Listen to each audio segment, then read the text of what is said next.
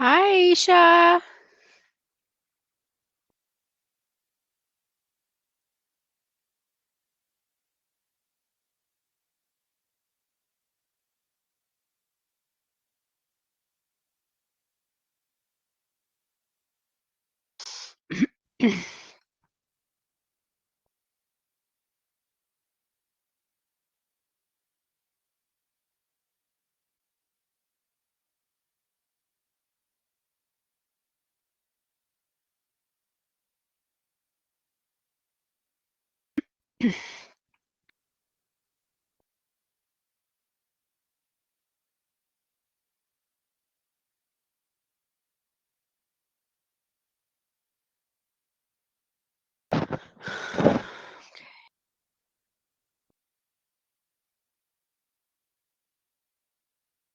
Also, um,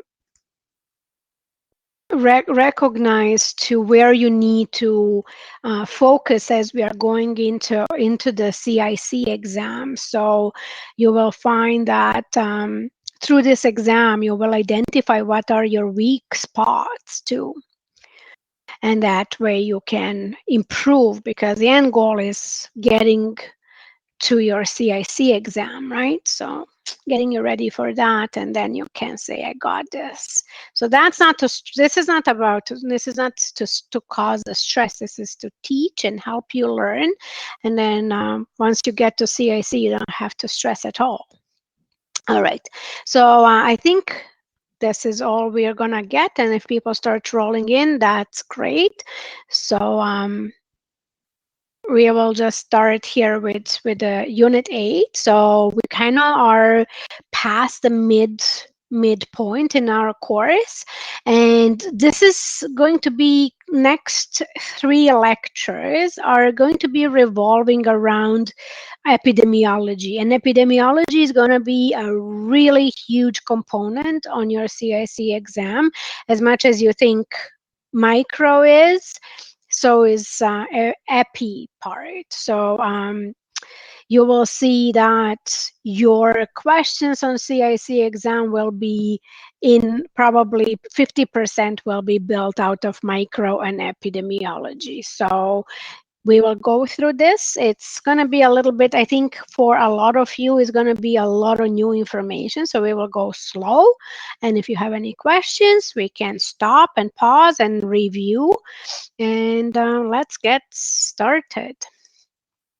Okay, so the goal of this course, of this rather session, should say, is to get us familiarized with the what are the basic concepts of epidemiology, learn a little bit of biostatistics. And so we kind of touched on some of the topics, on some of the terminology, some of the rates, but now we are going to get deeper and learn a little bit more about this. How does this actually get applied in our role as infection control practitioners? I'm just going to show you a little bit of a history here. We have discussed many times before John Snow and the cholera epidemic in London. So this would be the first time that actually we have documented proper calculations and projections and actual study around the distribution of this cholera outbreak. So there is a plaque from the actual pump that's been removed, and now it's been reinstalled. Not actually functioning pump, it's just there to remind us of the risks that we may encounter in the world and how it was managed back in the past in 1800s. So what the word epidemiology means, epi means on or upon something, where demos is a word that is used in old Greek, in ancient Greek language, for people, and logos is study. So it tells you it's a study of people. And what is really important when you're thinking of epidemiology, to recognize that is a study of population, not a study of an individual. So when you're involving any of the calculations, you're always looking at this distribution across the population. So there is your two definitions on the screen as well. One is the CDC definition, and the other one is from our APIC book. So CDC says it's a study of distribution and determinants of disease or health status in population. So public health speaks a lot about these determinants and public health determinants and determinants of disease. So this is what kind of summarizes it in what this is. So it could be anything from infectious diseases, but you can also review chronic conditions or things like smoking and impact of smoking on people's life and impacts of consumption of alcohol and so on and so forth. But it's always done in an organized fashion with a calculation and observed across a certain population. So epidemiology, as per APIC, says it's a study of frequency, distribution, cause, and control of disease in populations, forms the basis of health-related studies. So those are two different definitions, but they speak about pretty much the same thing in just different verbiage. So for us to understand what it is, when we are looking from infection control perspective, we are looking at it as a process that is a set of complex interrelationships between an agent, a host, and environment. So please remember for future reference that this is always agent, host, and environment. In previous classes, previous lectures, we have covered this agent, host, and environment relationship in terms of your micro piece. That's where we were mostly focusing on that, and that relationship between the agent, which would be either a virus or a bacteria or a parasite, and host, which in this case we are always assessing humans, and of course the environment that these events are occurring. So this is your triad, and always remember whenever they're asking you a question about the epidemiology, it's always revolving around those three components.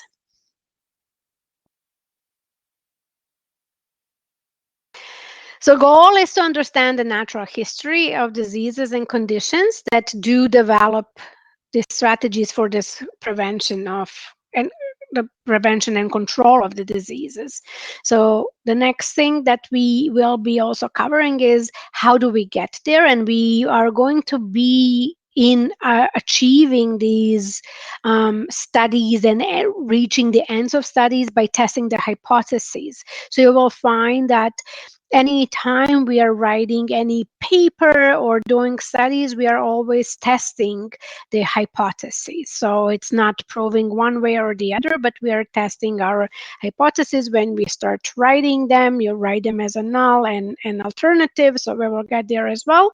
And another reminder, it's always based on population, so it's across the board. It's not on one person, based on one individual experience. For you guys who, I'm not sure if in nursing schools here in Canada do you actually have biostatistics? I know in public health we do. I know that in nursing in Europe, they're also teaching biostatistics, but I don't know if it's actually a class or more than one class here in Canada. So I know in public health school it is, because I attended that here and I know it's part of it here, but I'm not sure if that's something that you even get any lectures or any formal education. Yeah.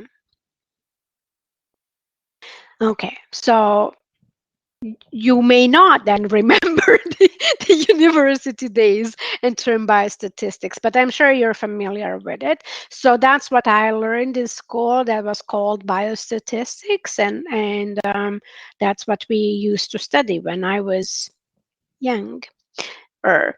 Um, So in terms of distribution, you're looking into two different parts of this distribution, two different components. It comes as a frequency, which refers to health events and the relationship between those health events and numbers in the population. So frequency is what we usually express as a rate. So you may have your attack rates or your ratios and so on and so forth. And then when you're looking into your distribution, you can see a pattern. And again, it revolves back to this time, place, and person. So where are the people that are affected in terms of time? So when you're looking into your outbreaks, what unit is affected, who is the population that is affected, and what was the time frame that this event or events were taking place. So when you're looking into time, it could be something that is broken down as per annual, seasonal, or weekly. Places, of course, it's always your geographic variation. Could be urban settings, could be a location in your facility, anything that is defined by some kind of boundary, a physical, or you can actually clearly identify what the certain area is. It could be a hospital, or could be a long-term care facility, or could be a unit, or could be a population that is related to a certain program and they're meeting at certain spots. So that's how you identify the place. And then the person, it's actually personal demographic. That's a factor that does relate to the risk of the illness. So it could be also contributing factor, so to speak. So you can break it down through the demographics, like sex or age, or you could look also at these contributing factors that could be, you'll be breaking it down through, say, like cancer population or dialysis population. And you can also break it down by socioeconomic status. So when we are looking at some of the diseases that occur worldwide, we would look at the socioeconomic status of certain areas. So in particular, if a disease occurs endemically in certain regions, we are looking at what is the cause for it and how can we fix this. Is it by improving on education, or is it improving on water supplies, and so on and so forth? But that actually helps us understand why something does occur. And all of this is to anything we do with through any calculations is to come and find the source and the core of the problem so we can address it and fix it. That's the entire goal. So when you look into your determinants, we use epidemiology or biostatistics as if you want to search for these determinants. So the questions that we are usually asking ourselves when we are conducting the studies is why something occurred or how something occurred. So whenever you are looking into your outbreaks, so why did we have a transmission, or how did this transmission occur? And again, it's for the same purpose of identifying the gaps and closing those gaps. So, and as we discussed this in the past, this gives you credibility and also legs to stand on when you are facing some of the challenges that you may be facing on regular basis. So if you're just saying, we have a problem with MRSA or we have a problem with C. diff, unless you put it in numbers and you can actually show that there is either an increase or that you have a blip in due to certain events, it's all most hypothetical and assumption until you actually can show the numbers and produce that in your report. So if you're looking to understand on or around these questions, so usually you have to ask yourself a number of questions. So we kind of looking into the epidemiology in two different ways. So there is the descriptive, the epidemiology, where you're looking at who. So who was affected? I use an example here of your population of long-term care facilities. What was the problem? COVID-19. When did we start experiencing these problems? in April of 2021. We're in Toronto, Ontario, Canada. So everyone can now understand and narrow down. So you can get deeper and deeper into answering these questions into a more specific and narrowed down fashion, or you can have a broad study that would actually address all this population. For most of you, you wouldn't be addressing the entire population of Toronto. You would be focusing on your own facility. But whenever we are looking into answering any of the questions, those are the 4 questions when we are discussing your descriptive epidemiology. So you guys may remember these that the agent, environment, and host. So they are often in your books going to be depicted in this triangle shape, showing again the agent, the environment, and host. This is what we have discussed before. And this is how you get to actually answer the question, why do we need the epidemiology? So we need to understand the distribution of a disease. So it could be distributed across only a certain unit, could be distributed across the globe like we are experiencing now with COVID, but also to describe and analyze the determinants of this disease. So when you're describing and analyzing, breaking down the data that you collected, you're always breaking it down by person, place, and time. So person, place, and time. I don't know if I made it clear, person, place, and time. So where the problem is always in the population, and the risk factor is what are the risk factors for the disease, and also the questions that you use to identify what are the problems is the change in disease outcomes. So if I'm trying to think about, so say you have an outbreak on your unit and it's a CPE outbreak.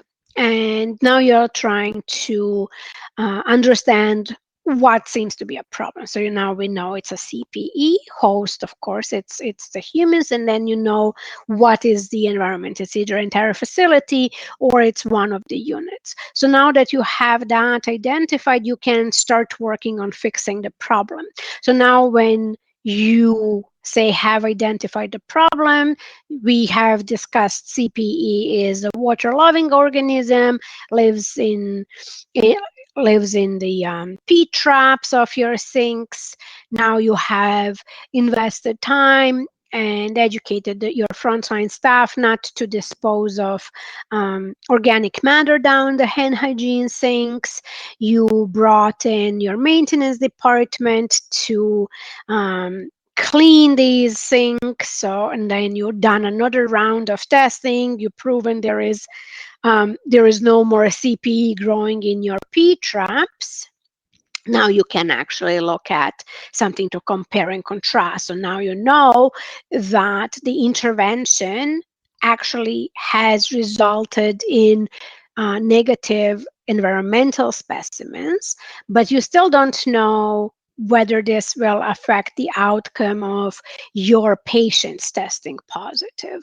So now you can look at other factors that also may play a role, like cleaning equipment, hand hygiene, and such. So you may be attacking them all at once, or you may be breaking these down to a more manageable projects that may be easier to adopt and change as you're going through. But you're observing the change over a certain period of time, and until you have stopped the transmission, you should be continuously following up on these measures and interventions. And then you can, once you have established that your outbreak is over, you have no more transmission, there's no new cases, then you can wrap up your investigative piece and actually write a report if you wish to do so. So when you are looking into any of the causes in your cases that you're investigating or outbreaks. You're always looking at the association and causation. And I think this is a really slippery slope for most of us, because we tend to kind of make these assumption that if we identify that there is an association, we automatically come to conclusion that that's the cause, but it's not necessarily the truth. So it's very important that we distinguish association from the causation and recognize that not every association is actually the cause for something. So let me just break this down for you. So when you're looking into your association types, you can have the artifactual, where is your false association, which is a chance or a due to bias. And then you have the indirect association, which is kind of looking into your mixing of effects between exposures and disease. So you would say, oh, so I hung out with Susie in the common room and now I have COVID. I got it from Susie. But we don't know that. So you may be thinking that's the case. It could be, maybe, but it could also be something else. And then you have your causal association type, where it is the factors are directly associated with outcomes. So we know, for example, for C. diff, if you have extended hospital stay, we were treating you with broad spectrum antibiotics, we also gave you proton pump inhibitors, and you had a roommate who also tested positive for C. diff. So that would be your causal association. So when you know for sure that you have factors that are actually associated directly with the outcome. So back to what I said, just because there is the association, it doesn't mean that we don't have a proof at this point that this is 100% cause. It is a cause for investigation, but not necessarily a proof that one thing led to the other. I hope this is clear. So I used there an example for you saying, I know one of the things is that coming on a unit, I would say a lot of the frontline staff would say, every time I see you, I know we're in an outbreak, which pretty much would be they're every day in an outbreak, but that's not the case. So often people will make these assumptions and connections, and sometimes they will be right, but sometimes they will not be right. So the next topic to be aware of is the random error. And it actually speaks about a certain number of associations that occur by chance. So it just happens. Just like I show up on a unit, it doesn't mean that because I'm there, there's going to be an outbreak. It's just a chance. Where when you see, for example, that the number of associations are rising, and so there are in kind of a higher number of factors that you would be looking to study. So it could be like you could say, oh, every time Nancy works on this unit, the following day we test someone positive for MRSA, right? It's still not a proof. It's just we know Nancy is there. It doesn't mean that next day someone's going to be definitely linked to MRSA because Nancy is spreading MRSA. Could be that Nancy is really good at collecting swabs, and that's why we are getting the higher number of positive results. So those are just some of the chance relationships. So when you're looking into your artifactual associations, it could be caused by errors in study design. So sometimes you just didn't set up your study properly, and you're maybe using wrong tools or wrong methodology to calculate the numbers. Or you as a participant, you may be biased. Like I may be biased towards bleach over accelerated hydrogen peroxide. And when I'm looking at the studies, if I'm to test a certain product, I may be personally biased towards bleach because that's where I'm used to work with this product, and it's just a lot of these human factors that do play a role. And when you are doing your studies, you have to be as objective as possible to remove and reduce these errors from happening, especially when it comes to bias. So bias, we already mentioned it. It could be caused by a faulty instrument, could be caused by observers. So one of those would be, for example, if you think about the hand hygiene or conducting audits of PPE. So I don't know, I like Burnett, for example, and I'm not really a big fan of Anita. So every time I see Anita not cleaning her hands, I ding her. But every time I see Burnett not cleaning hands, I kind of like, she probably cleaned her hands. She's been so good. I know she's doing a good job. Anita, I love you.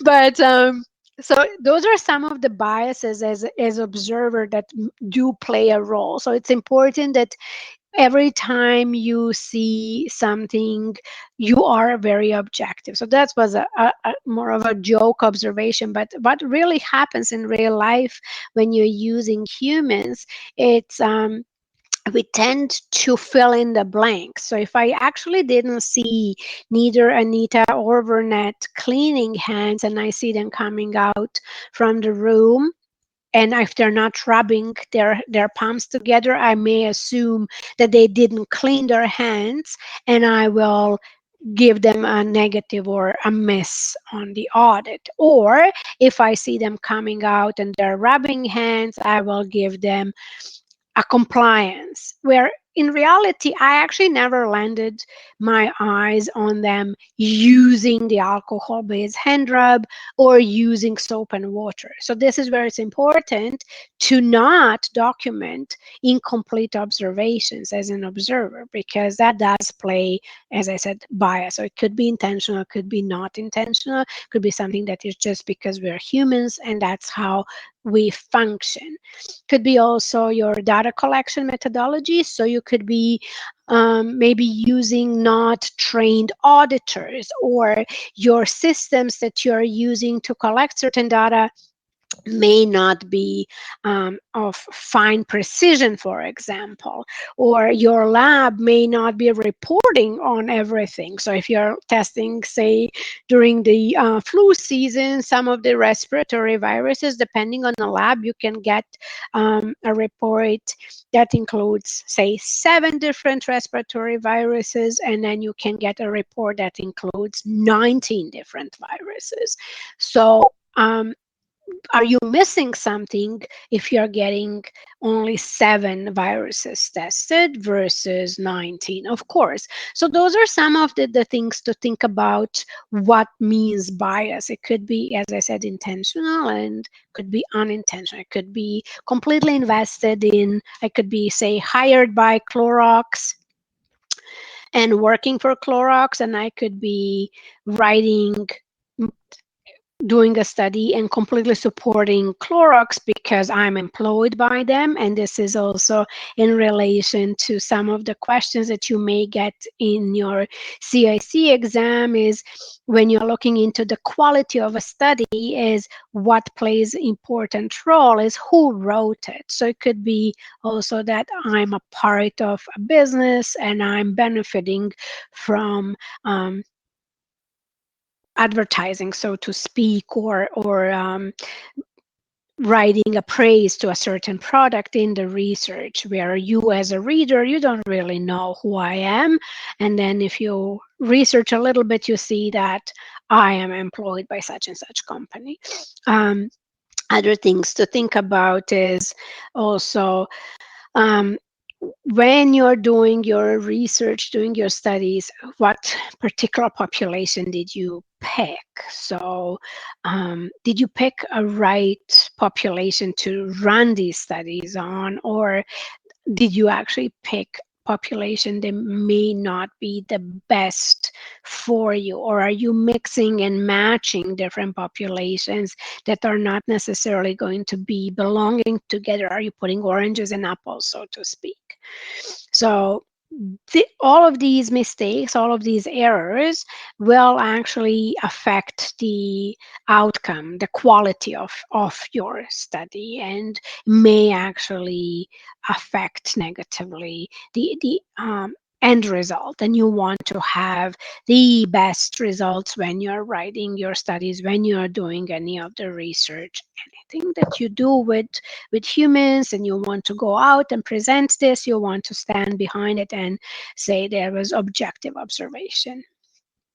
So indirect or non-causal association, so that's a different type of association that speaks to, so we had the causal, now we have a non-causal. So result is, it's a mixing of different effect, so to speak. So it could be you're looking into exposure, you're looking into the disease, and also some other contributing factors that may be due to exposure or independently affect the outcome of the interest.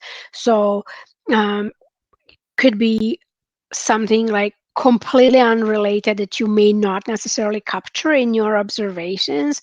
Could be, say, during your outbreak, for example, you had a pipe burst, and you had people coming onto your unit to fix the pipe. So those are some of these that could be someone that came in with, say, a respiratory disease, and you did not account for that in your study because you either, maybe you didn't, in your research, in your outbreak review, you may not even actually know that this was something that was happening, and you completely missed it, didn't test that particular group of people, for example. Or maybe it was just somebody who was a third party hire, came into your facility, and they just had been sick and cause a lot of problems for you. And when you review this outbreak, it becomes something that you may not have access to test them anymore, or someone at some point may have told you, oh, you know what, on that day and that day this happened. So you kind of have the idea that this could be actually leading to the cause, but you have no way of proving it. So when you look into your causation, I would say one of the probably the best described causations is described by Robert Koch, and in his postulates, where he is actually telling you that the organism must be found with the disease in accordance with clinical stages observed. So the organism must be able to be grown in pure culture from diseased hosts. So if I had, say, say I had C. diff, so you should be able to find the C. diff in my stool, and you should be able to reproduce the C. diff outside of my stool, so to speak. So when you're looking at this particular C. diff form, you should be able to reproduce it and give it to Vernette and to Anita and to Simi and Sharon. Everyone should be able to reproduce in the same fashion this C. diff microorganism. So this is a bad example. I'm just spreading C. diff to entire class now. So doesn't matter what it is, you always know that this is exactly the same organism that is clearly linked to the outcome, and you always have to be able to extract that from me. So this is why we run the lab tests in addition to clinical diagnosis. So that's how that works. Simple as that. So you may come across this breakdown in your studies in preparation for CIC. I find that we don't really necessarily break it down in such fashion when you're working in real life. It does kind of translate in everyday work, but we are really, I've never followed like to the letter, looking into the strength and what's the consistency. You do kind of follow loosely these rules when you're looking into your the quality of your research, the quality of papers you're writing, but no one's ever going to sit you down, your managers and directors, and say, can you take me through this criteria? But you, as if you're writing a paper, you should be able to say, kind of tick these boxes off in somehow in your head. Again, not necessarily that you would be writing them down in this fashion. For the purpose of exam, make a note of this. So if anyone needs me to make a break here, so you can take a screenshot. Sorry, just made a. You were saying to know this screenshot over here? Mm-hmm. Yes. You were saying to know this PowerPoint presentation, like this slide? No, just know this like criteria for the causality, that these bullets. Okay. Just, yeah.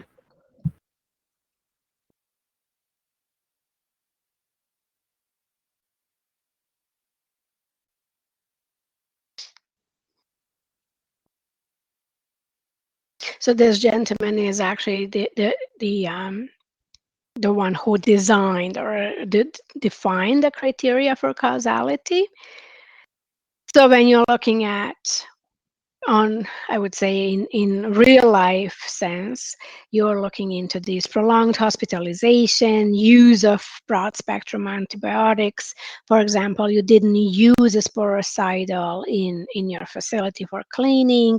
You also have observed that hand hygiene was either performed rarely, or when it was performed, people were using alcohol versus soap and water when handling stool from patients that are actually known to be positive for C. diff.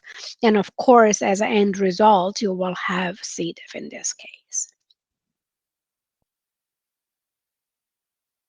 All right, so we're going into the models of the causation. That's going to be our kind of next part. I'm just going to give you some of the terms here. What we need to know, again, make sure you're very comfortable using and recognizing the terminology here. So what is endemic? What's epidemic? What's an outbreak? So when you're talking about endemic occurrences, I always think about Ebola, for example. Being endemic in certain areas. However, it could also become pandemic if you have a broader transmission through across the globe. Epidemic could be on a smaller scale, like you can have an epidemic in your facility. We don't really call them epidemics in the facilities. We kind of tend to use a little bit more of a lay term, which is an outbreak. So, but in case you're writing a paper, or when you're doing a more of paper that could be something that would be likely published, academic writing, you're using a little bit different terminology. So you would be describing it as epidemic. For pandemic, everyone knows this. I think this is no brainer with COVID. Everyone's quite familiar with what pandemic is, but you need to know what a reservoir is, and so what can serve as a reservoir. So it could be anything from inanimate objects to humans to animals. So what are the reservoirs in the world of epidemiology? So what is herd immunity is another one.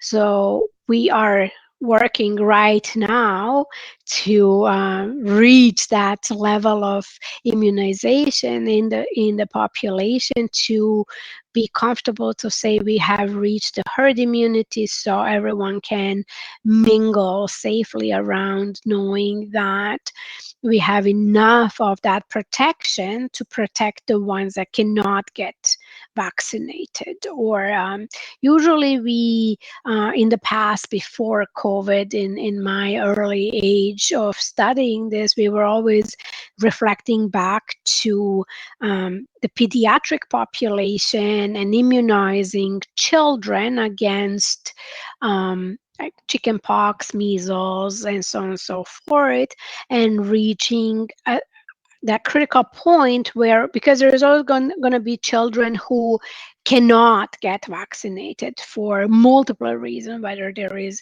a health condition, or is there a religious belief, or there is a reason that these kids can't get vaccinated. So we always have to ensure that we provide enough buffer for those ones that cannot get vaccinated, to ensure we are not spreading. So once that herd immunity gets breached, you find these pockets, so to speak, of measles in community. So you guys have been sending them to you, the papers.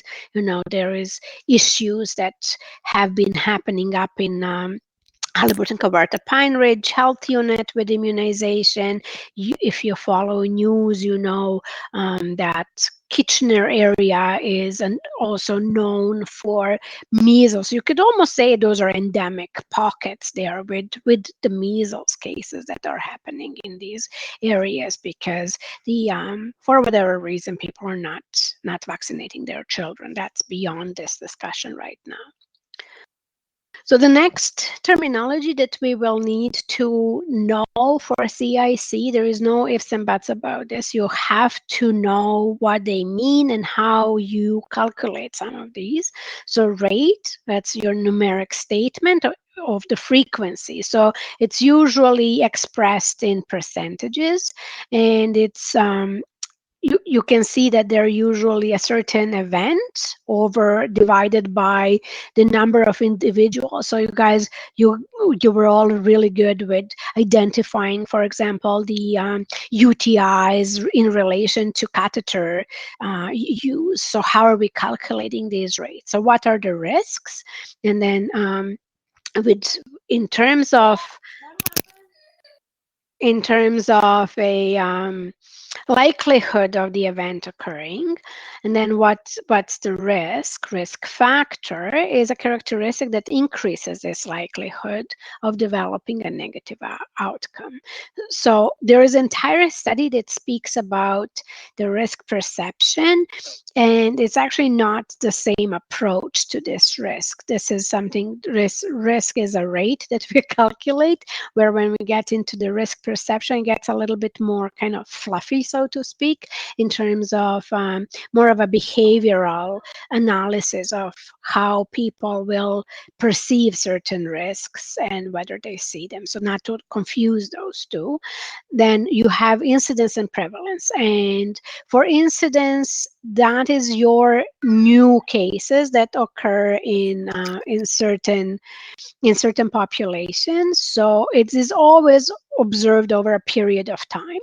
So what I want to highlight for you is, when we talk about incidents in your facilities, they always have to be healthcare associated cases. You're not counting incidents in cases that are admitted from the community, because they're not yours to count. You count them as a burden, but not towards your incidence. And your prevalence is a proportion of all people in your population with particular disease, again, over a certain amount of time as well, but this is all cases that you have. So your incidence is new cases, and prevalence is all cases. And then in terms of proportion, it's a ratio in which you're looking at the values of the numerator and the denominator, and it's usually done calculated as a percentage. So Cornelia, quick question regarding that. Are there equations that we should know for those? We'll get there. Don't worry. Oh, okay. Take a deep breath, kick back and relax. We'll get there. Don't worry. I haven't written the exam yet, Cornelia. I'm freaked out. You should be freaked out. You didn't write I your exam. I really am. No, don't be. No, look, I'm telling you, the marks that are coming in are so impressive. I'm so happy with everyone. Just make sure you guys read the stuff that we don't cover necessarily in the class, that I share information with you. A lot of this is coming also from, and it actually showed also on this exam, showed who read and showed who didn't read. So do read what I give you to read, because I give you to read for a reason, not because I think you should not do anything with your life. Yes, Sounds do good. read the questions and read the answers. So does that make sense when you read?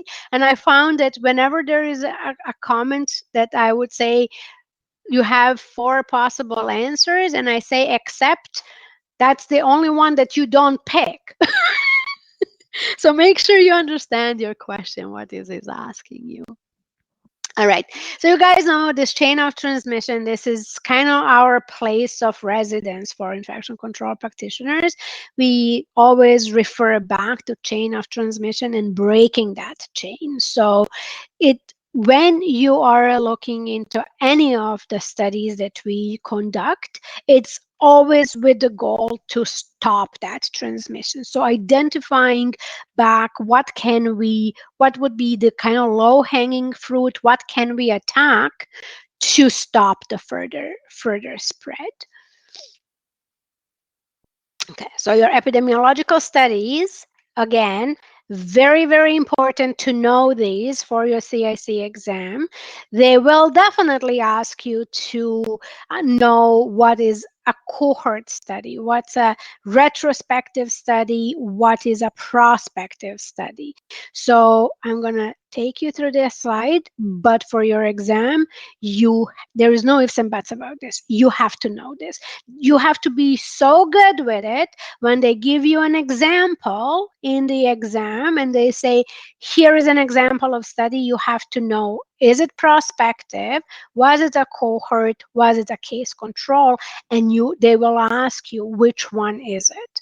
So when they give you an example of a study, you will be able to say, okay, I know this. This is a retrospective study, and you will be able to take it from there. Okay, so when we look into our epidemiological study design, so there is sometimes with certain things you just simply have no say. It just happens, and you can only sit and observe and collect information from events happening. So sometimes you will be able to actually design some of these studies. In IPAC, it happens very, very rarely for us to actually be able to be a part of some of these cool designs. If it ever happens, do participate, because it's really cool to look at something that may happen in the future, because usually we can look what happened in the past and summarize that. So our primary study design is described as prospective or retrospective. So for the retrospective studies, that's when we are looking in the past. We are looking in, retrospectively, and often you use this as a regular terminology when you have some regrets and you say retrospectively. I would change this. However, for us as practitioners, we can't travel through time, so we can only collect the information and write a paper. So lesson learned for the other people coming after us. So these are usually used in relation to your cohort or case control studies. So that's how that works. And so with regards to your prospective and retrospective studies, it results in observational studies, so in which these investigator does not manipulate any components, but we strictly observe what's happening. So I think if you are looking in for example, for comparison where you're doing like a drug trials, those are different, and this is where you do manipulate some components of your study. For us, we just sadly have to watch it all burn down and then write about it. Okay, so classification of our study design. So they're broken down again. These are two different categories. So you have to know these as well. They're either observational or experimental. So for us, again, we rarely do experimental studies. You will do experimental studies, for example, if you get involved with maybe hand hygiene or some of you could be doing trials maybe on some of the chemicals, um, like disinfectants and stuff like that. But most of us are back observational studies. They're descriptive or case series. They're retrospective or case control, and can be also cross-sectional. So when you're looking into your prevalences, so if you're doing either a point prevalence or period prevalence, or you're completing surveys, so those will be observational studies. And they, as I said, they can be either prospective cohort studies or retrospective cohort studies. Your experimental studies are your controlled trials. So I think everyone knows about different drug trials. Those are the ones that would be that will come first to mind. Parallel, there are controlled trials, parallel designs, when you're kind of looking at two different populations. You're giving one placebo and one actual drug, so you're running them at the same time.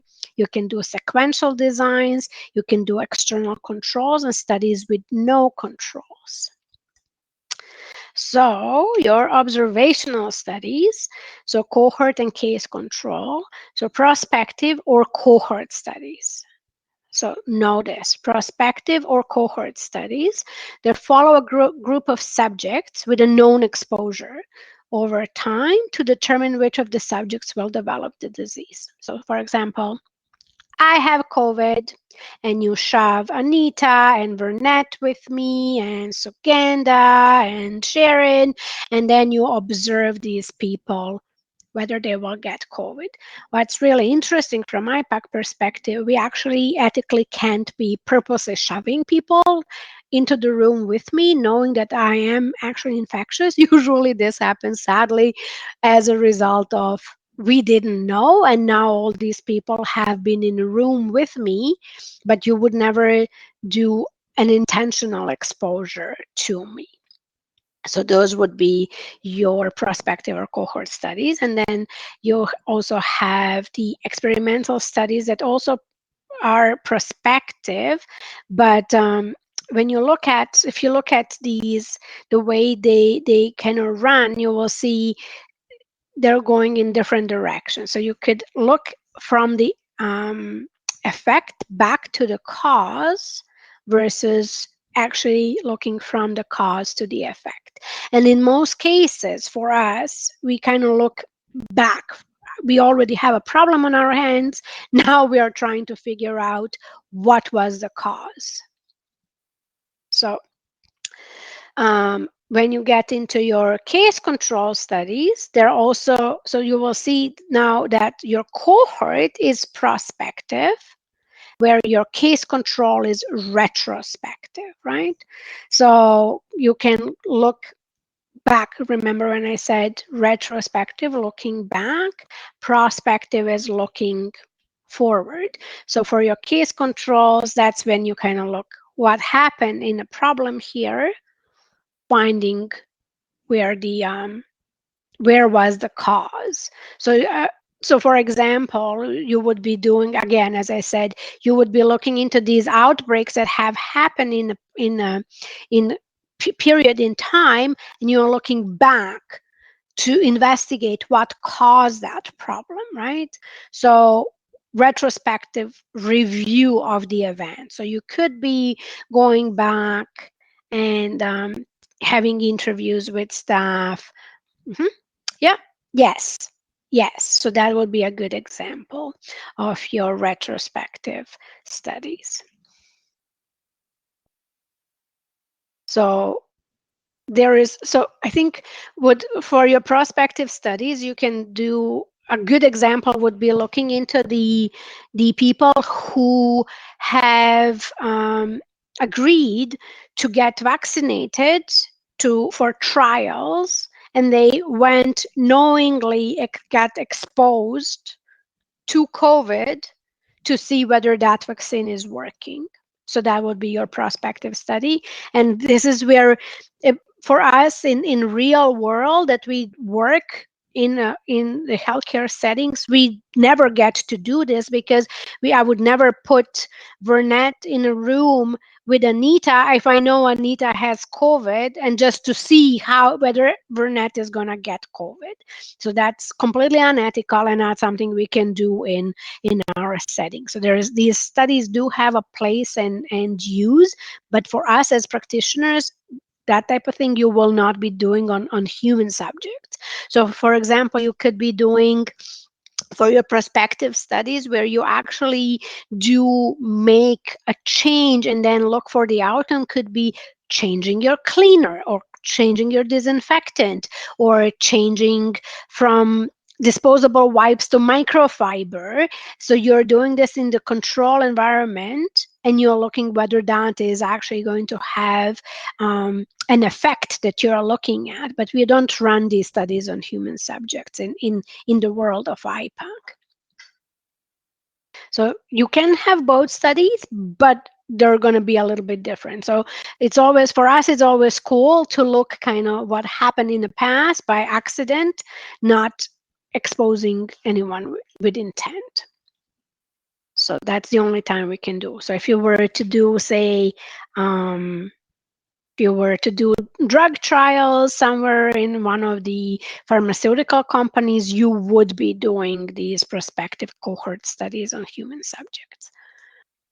Okay, so here is your difference between your cohort study and your case control study. So if you're looking into your cohort study, as I said, it kind of goes from towards the end result. It's moving in the prospective way. So if you look into your case control, it's in the retrospective way. So you see how, sorry, I'm pointing with my finger at the screen. So you see how your effect is on the one end and your cause is on the other end. So let's move here. So now you're looking into these cohort studies and you're identifying your non-diseased people and group by risk factors. And then when you towards the end, you can do like a follow-up studies or incidence studies. So there's different types of things, different types of studies that you can run under cohorts to see the outcome. As I said, for us, this really is not something that happens. So you would be looking, for us, it's always this retrospective case controls when you have a problem at the end, and we kind of try to find out where were they. Was this also like a good example of that most of you have done in the past is that contact tracing, right? When you have your, say, oh, now I have MRSA positive in a ward room, and you do your prevalence on your unit and you're looking to find where was the cause. We don't know it. The cause was there before. We just did not know. So now you have to go back and investigate that. So is this clear? Does this make sense?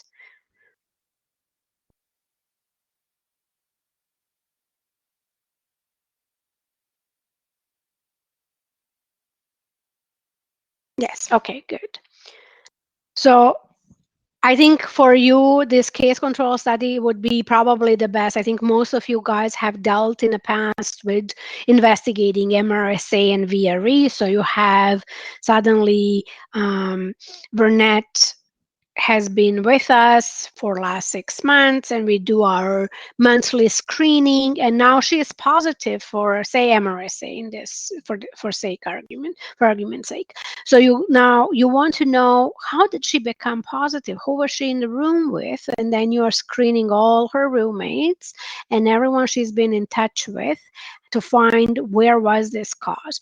Now you find, say, Suganda is the one that actually has also tested positive. And if you knew Suganda is positive, you wouldn't put her in a room with Vernette. But this is some of these things sometimes just happen because that's human nature, and that's the nature of the healthcare system that we work and live in.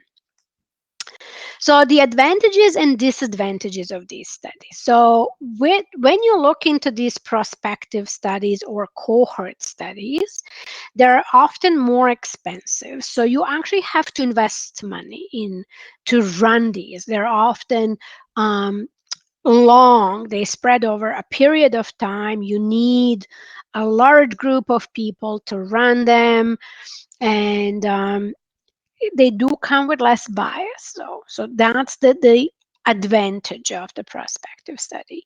The retrospective studies, usually there are not as expensive. You're not investing money. They just simply have happened. Not to say that they are not costly to follow through, because they do come with cost as well, but they're not as requiring large investments. They're simply kind of piggybacking on the practices that we have already in place to control outbreaks, for example.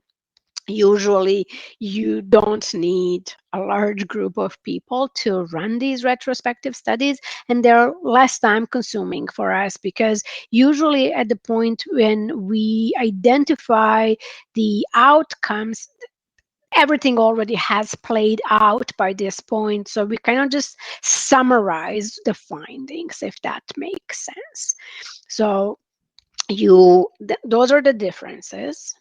So if you want to take screenshot of this, you have access to all of these presentations as well, but just so you guys know, these questions are not going to miss you on your CIC exam. So you will definitely have a question about these studies. You may have probably, I would say, maybe 2 to 3 questions that will be speaking about the studies themselves, depending on how lucky you are, what you end up in a draw of magic questions. So your retrospective cohort. So usually you're looking at information that is already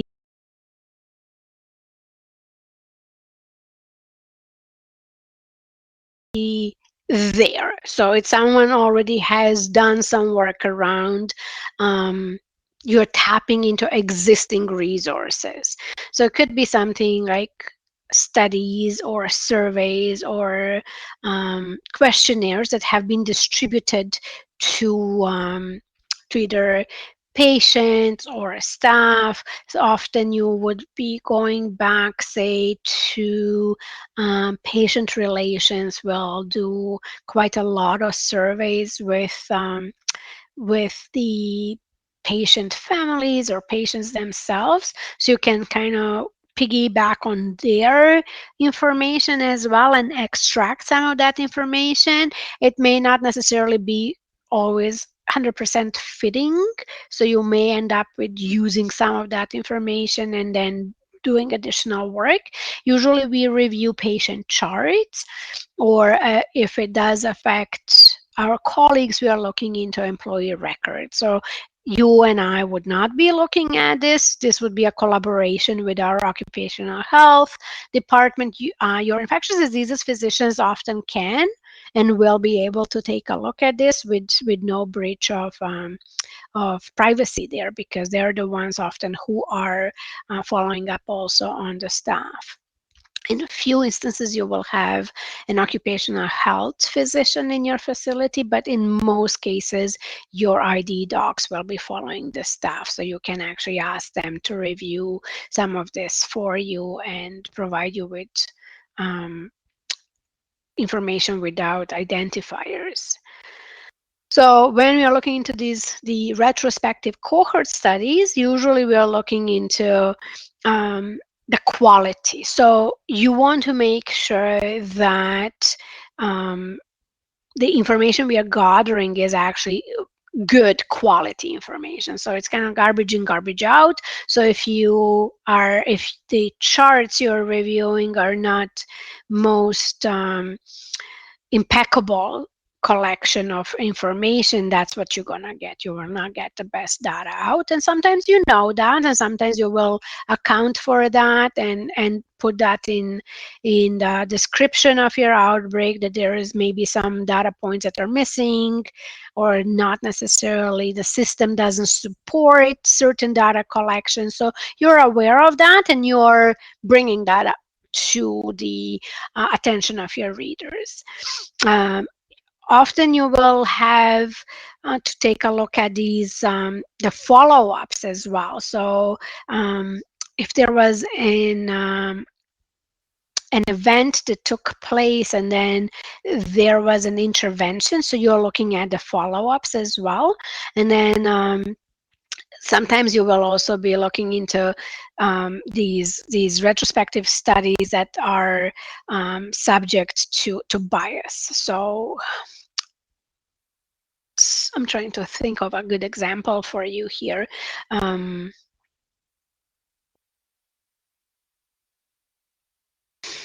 Let me think about it. I'll get back to you guys on this one.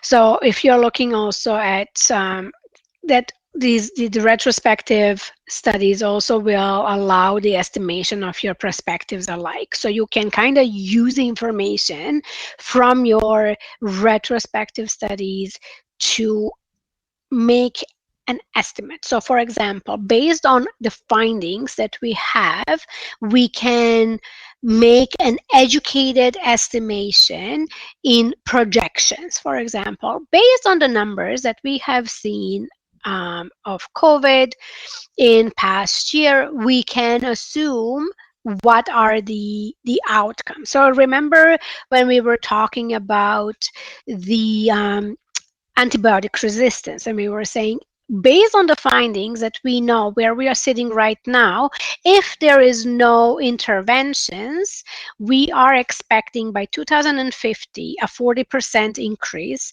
in resistance, and whatever were the billions of dollars spent on cost and fixing the preventative diseases if there is no intervention. So those would be kind of assumptions and estimations made based on the retrospective studies.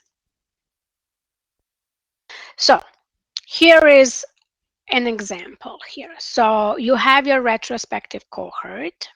So on the top, you see how many people got cyclospora.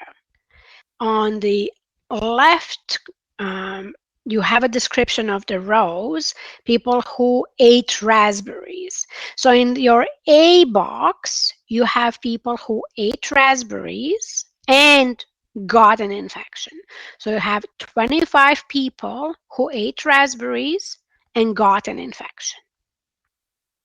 So you have 23 people who didn't eat raspberries, but they got the cyclospora there. And then you have, this is a wrong number here, sorry, I apologize for this.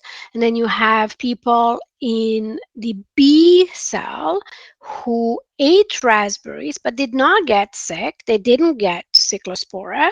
And then you have in D cell people who did not eat raspberries and didn't get sick. So that makes sense. These guys didn't eat, didn't get it. These guys ate and they got sick in A cell. But what is going on with these 23 people who didn't eat, who ate raspberries and didn't get, who didn't eat raspberries and did get sick? So how did they get it? Did they get it as a secondary infection, or we simply don't know whether they ate raspberries, or is there a potential that there was a cross-contamination of something else with these raspberries, right? So those are the ways you're looking at. Those are your 2x2 tables, and you have to, so I know for your exam, we had one of those tables. We've been visiting them a little bit in the previous lectures, not as we are going to go now in depth here.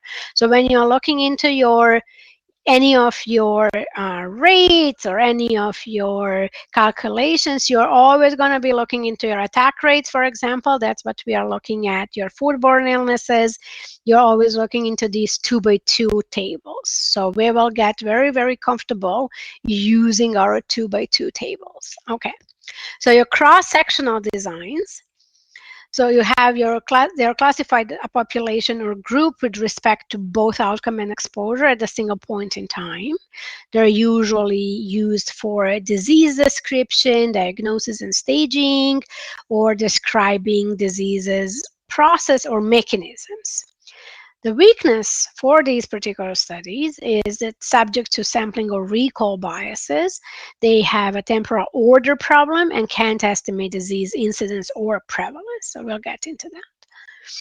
So you have surveys are your next ones. So they're a single point in time. So usually they're done and you don't go back to these. They're usually questionnaires. They're very generalized in approach. You have some complex surveys, but generally they're very, very simple sampling techniques.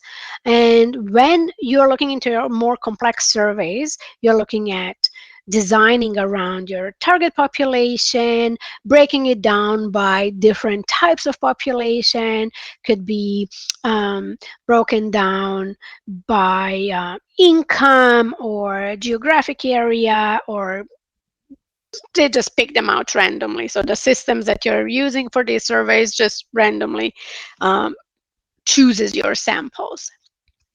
So your clusters, that can be, the issue with them is that they could be oversampled in certain areas, so you're getting kind of skewed information.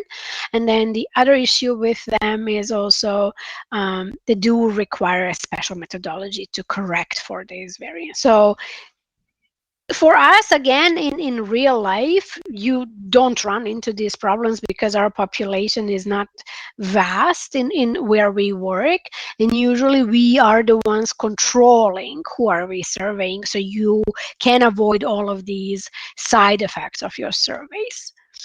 So when we get into your experimental studies, now we get into your clinical trials. I already mentioned that. Everyone, I think, is quite aware of clinical trials. They're either randomized or non-randomized. You will have sometimes a control group, or you may not have a control group. So you may have everyone is given the medication, for example, but sometimes you will not, certain group, give that medication. So it would be you will give them maybe a sugar pill or who knows what. You can also look with these clinical trials, you can look into the historical data and use your new information to compare against what you have collected in the past. You can also do a parallel or crossover designs, and then you can also do the blind studies or blind trials. So those are type of things that you will do in clinical trials. So for your experimental clinical trials, it's kind of giving you a little bit of more what are the advantages and disadvantages. So when you're doing these experimental trials, you get better evidence, of course. You can do a randomized and blind studies, and you can also establish efficacy of the intervention. So you know, because you're kind of controlling the events that are happening, and you're the one kind of directing which way you want your study to go. They are expensive to run. They are very complex to run, and you kind of end up with a large data set as well, and you will be representing certain populations here with regards to either your control groups or so. It kind of has a bit of a sway in certain direction. So when you're looking into your clinical trial, your parallel group design, you start with your participants that are screened for entry. So usually you ask a group of people, would they want to participate? And there are certain criteria you want, of certain age category, of certain health state. So you kind of set your own criteria, and then you're screening your participants for that criteria. So you want 25-year-olds, non-smokers, individuals who are not drinking, who are not using recreational drugs, and that's what you're screening them for. So once you have identified your population, you decide whether you want to do your experimental treatment and your control treatment, and then you're looking at the outcomes, whether there is an outcome or there is no change. So you're giving them certain drug and you're expecting certain outcome. So when you are using a drug and you have an outcome, that's kind of what you wanted for and hoped for. But if you don't have outcome, this is something to investigate. And then also, whatever happened with your control group, how did they have the outcome that you would want to achieve without actual treatment? So again, something to investigate. So when you do your crossover group design, you start again with the same population that you set your criteria, you screen them, you put them in provide them with a treatment or not. Then you realize wherever we were, there is outcome or no outcome. Now you switch them, and the people who were receiving certain treatment, you withdraw that and you start treating your control group. So in the end, everyone gets to be exposed to particular drugs, and then again, you end up with certain outcomes. So for you, you want to make sure that you're investigating and looking at what are the factors and whether your drug is actually working, or are these placebo effects really a result of maybe something else, maybe the use of whatever maybe you're isolating your individuals and that has a better outcome. So those are things to investigate, to what happens and how do these results actually come to play. Okay, so measures of risk. So for your absolute measures, you're looking at your simple count of frequency, which whatever, it's fancy term, I guess. So if you're looking at, for example, absolute measure, if you have at your Cherry Blossom Hospital, you have 25 patients with COVID. What does that mean to you? Nothing really. How big is this hospital? Where did these people come from? And you have your Sunflower Hospital that has 10 patients with COVID. So which one is better off and which one is having more issues than the other? You're just looking at the sheer numbers, you think, well, Cherry Blossom is not doing so grand, right? They have 25 patients. That looks quite awful. But if you actually start looking at also your denominators, so your Cherry Blossom had 25 patients out of 1,000, that's not so bad. If you look at that, your Sunflower Hospital had 10 out of 12. So suddenly these numbers are not anymore same thing you're looking at. Now you know that you're looking at the population that was affected with COVID, and your Cherry Blossom had 1,000 and 25 were positive. Sunflower had 12. So if you're looking percentage-wise, your Cherry Blossom has 2.5% and your and your Sunflower has 83% of infectivity rate. So that's kind of how you're getting into understanding a little bit the difference between just like crude numbers and actual rates. So for your rates, you always have to have a numerator, which is the number of infections. So that is the population that's affected, and the denominator is your population at risk, right? So anyone who could get that, or so if you're looking at, say, for example, COVID, anybody, all the patients. If you're looking into your catheter-associated infections, urinary tract infections rather, you're looking at patients that have catheters, right? You're not looking at the patients without catheter in relation to catheter-associated urinary tract infection. They can be associated if it's not there. And then you're always looking at any of these rates over a period of time. So it could be a day, a week, a month. So your population at risk, that's your denominator. I use here people at restaurant. Anyone who is eating at this restaurant is at risk. They could have salmonella going on there, and everyone who is eating there could be at risk potentially. Sometimes it's really difficult to narrow down your denominators. Sometimes it's somewhat easier, but sometimes it's quite hard. You also want to make sure you're looking at so back to those the catheter associated infections. So you always look at how many days were these catheters in situ, right? So for example, we have, I picked on some of you guys here. So if you don't like being up here, let me know. I will take it down.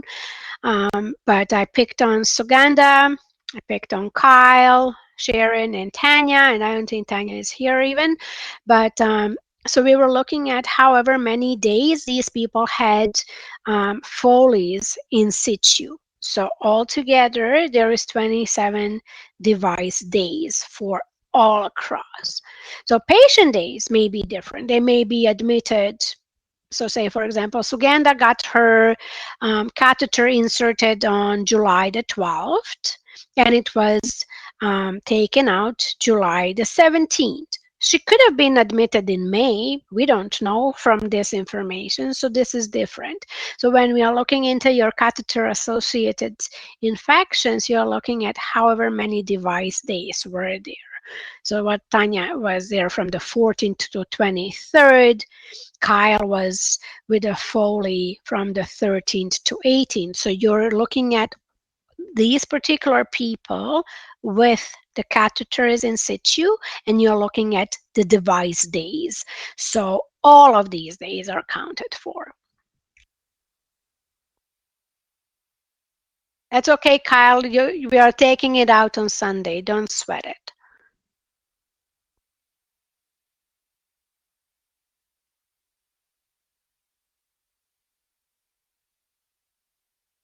I know, we prefer not to keep these Foleys in situ for so long, but this is just for the exercise purposes. I didn't want to put the entire class in there. Suganda said she was okay to be put up on the screen. So anyway, so when we're calculating those days and the amount of device days and the patient, are we going to be calculating all of the patient together or one by one? So for your device days, you're summarizing all the affected. So if you're looking into your infections, right? So you're looking at the patients at risk. So all of them together. Okay, thank you. Anyone who had a catheter during the, say we are looking at month of July. So anyone who had a catheter in month of July, that's where you're counting in. Because they're a population at risk.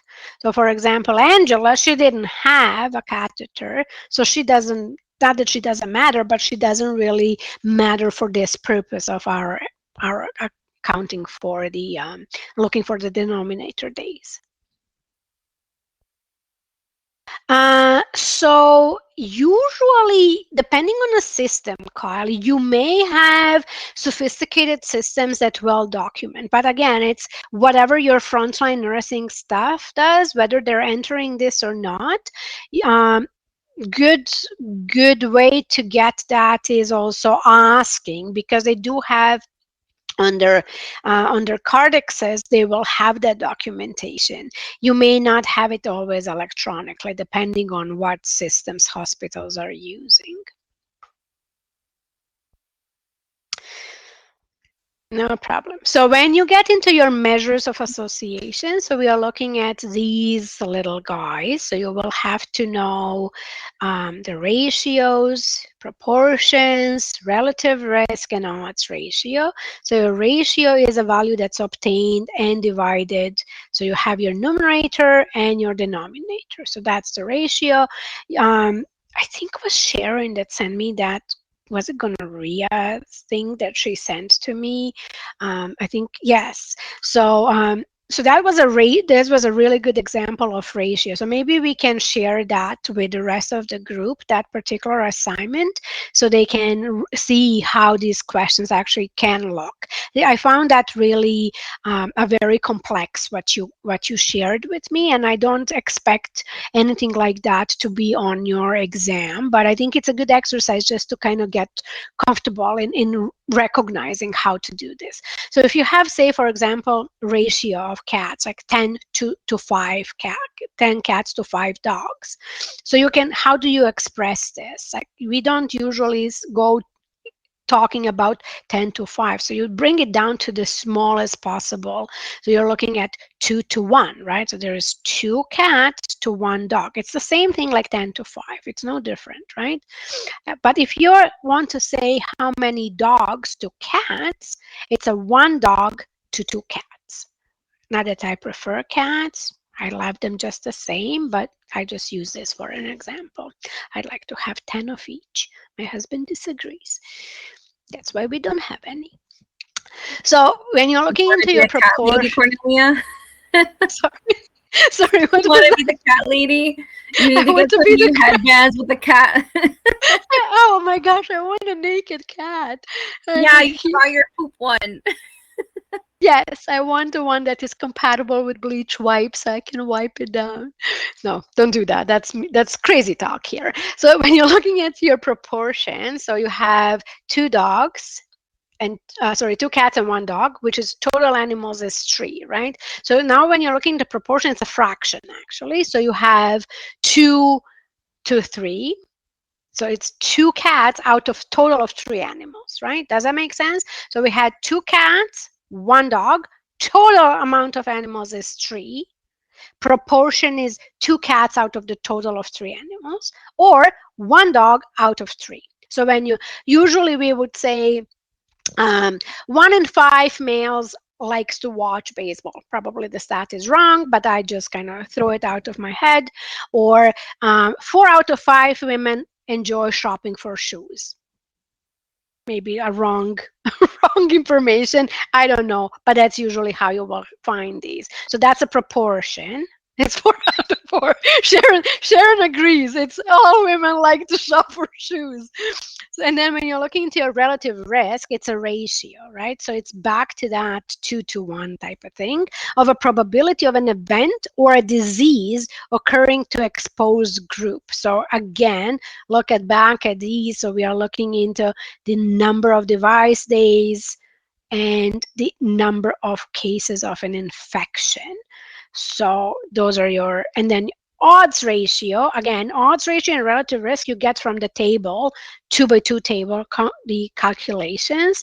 So we'll get into that as I'm looking at the forward moving slides. There's more of this. Odds ratio measures the association between an exposure and an outcome. So usually the easiest way to think about it, Sharon ate raspberries and she now got cyclospora. So that's the odds of odds ratio measures the association between an exposure and outcome. We still don't know whether that's 100% true. We just need to investigate this. Okay, so another term you need to be very familiar with, measure of morbidity. So I think it is quite frequently used on TV. You will find, especially now with COVID, everyone became an expert in tossing these terms around. So, but it's number of cases of a disease across the population. So it's morbidity speaks about the incidence of illness. So it's always looking at the number of cases of a disease over the population. So It could, depending on the size, the sample size, you usually express it by multiplying it by 1,000, but it could be adjusted to your population size. So incidence refers to occurrence of the new cases of a disease over a population. So you're looking at number of new cases of a disease over a certain period of time.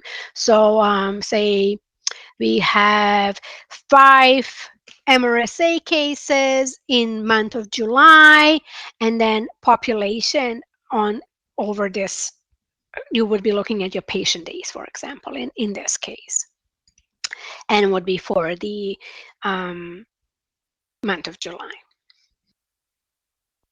Prevalence is proportion of people in the population who have a particular disease or attributed to at a specific point in time over a specific period of time.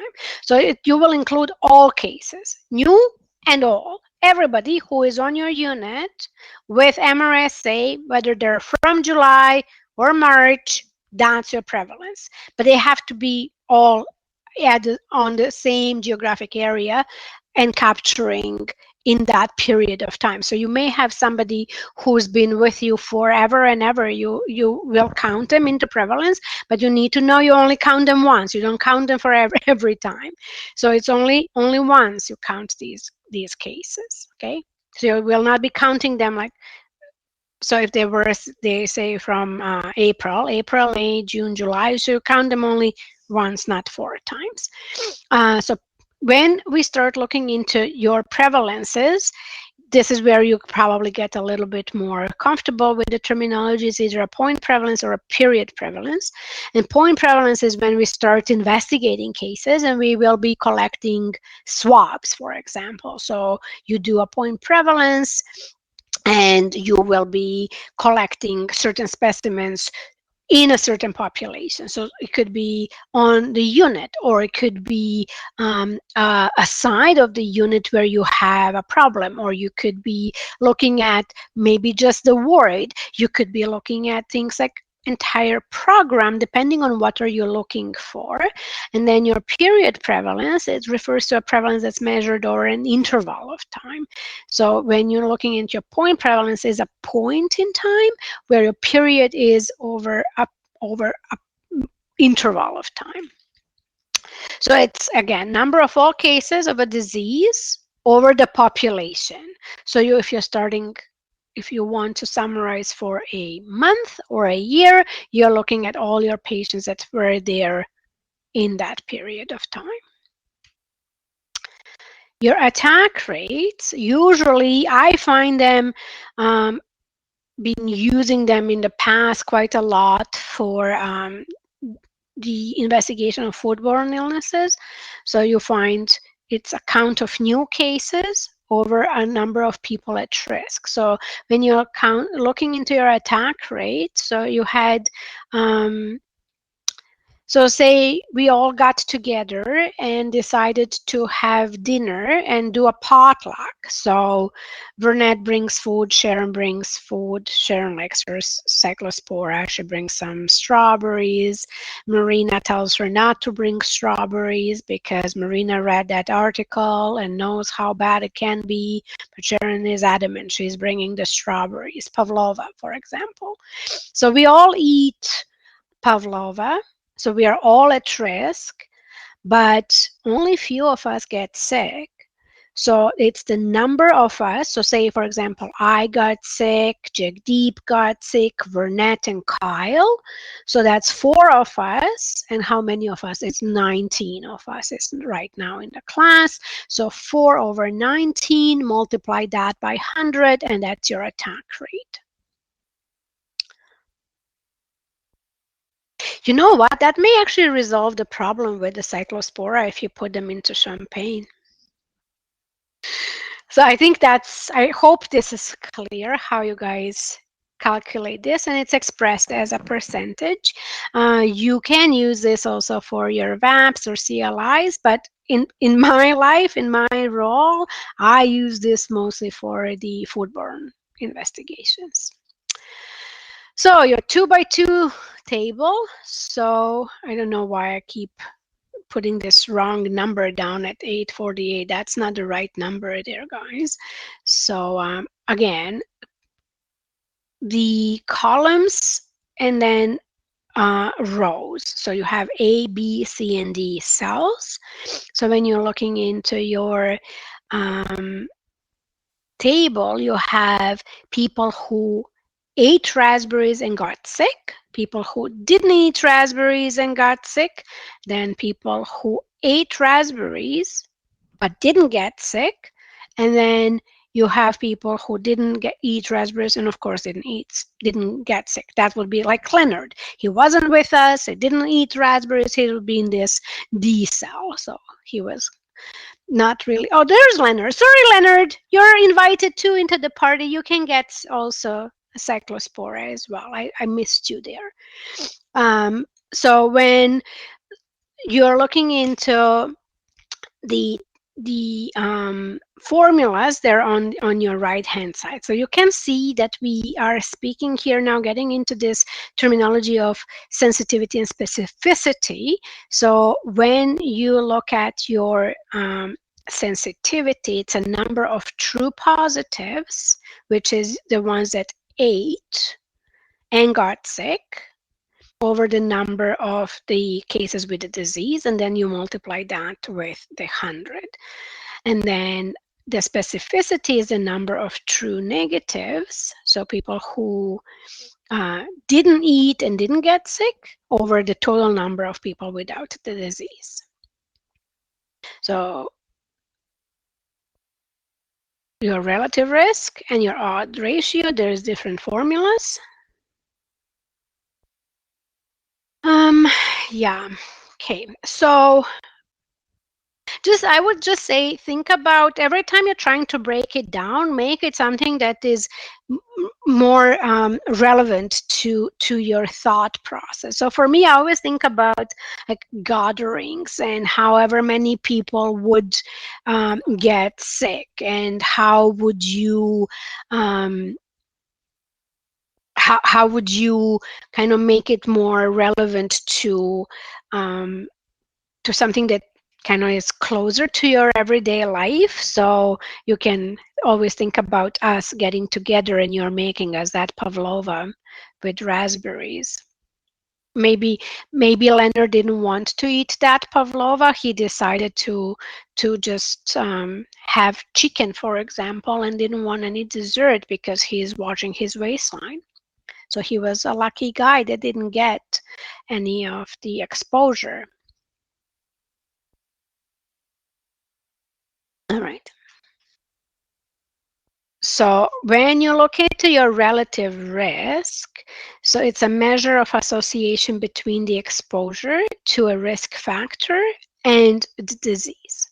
So now we have 25 people who ate the raspberries, 5 who didn't eat the raspberries, but 30 of them got sick. And then you have 1,150 people who didn't get sick. Out of those, 325 ate raspberries, but somehow maybe they had that champagne. Maybe the champagne was having a positive effect. So maybe they had the champagne and actually didn't get the cyclospora. And then you have, of course, these in the D. I always think about them. They completely make sense. They didn't eat it, didn't get it, makes sense. These in C cell, they are a little bit something to be concerned with. Like, how did they get sick if they didn't eat it? Was there potentially, maybe Sharon was just like dropping raspberries on their dishes while they were not watching? I don't know.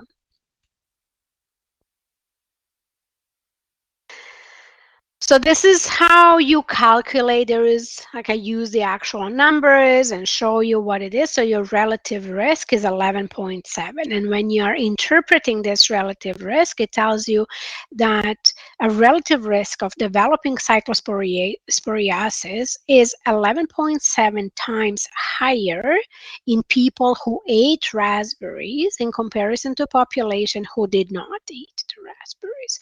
So if you eat raspberries, you have a relative risk for you is 11.7 times higher to get cyclosporiasis. So if your relative risk equals to 1, that means there is no significant association. So it means eating raspberries is doesn't make no effect. However, if your relative risk is higher than 1, which we obviously see here, it's higher than 1, that's a proof of your positive association, which leads to negative outcome. However, if your relative risk is less than 1, you actually have a protective outcome. So it could, if by chance this relative risk was less than 1, it would mean that eating raspberries was protecting people from getting the cyclospora. Not in our case. In our case, we've proven that this is the positive association. Not necessarily what we want to hear, but we've proven it. So we know those raspberries are culprit.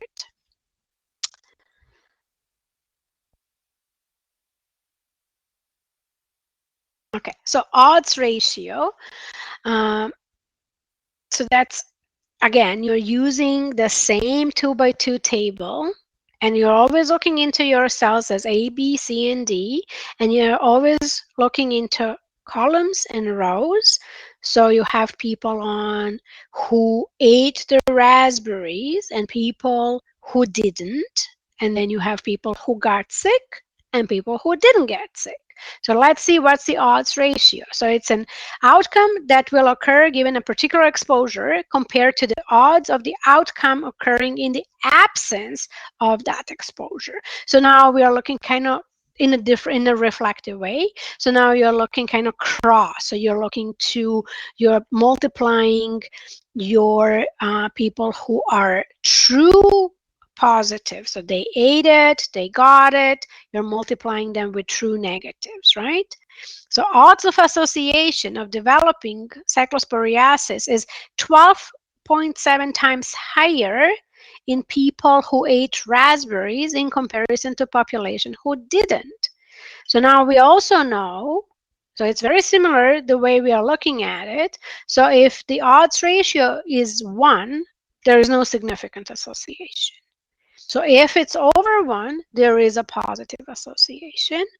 And if it's less, it's a negative association. So our case, it's 12.7. So we know, we've proven through another calculation that eating raspberries is going to get you a cyclospora.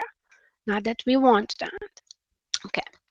So next part, moving forwards into proving our hypotheses, is you have to test it. So to test it, we kind of have to formulate our hypothesis. So now we are kind of looking at eating those raspberries is gonna give me cyclospora. Now we have to find the right test to prove that, execute that test, and then make a decision.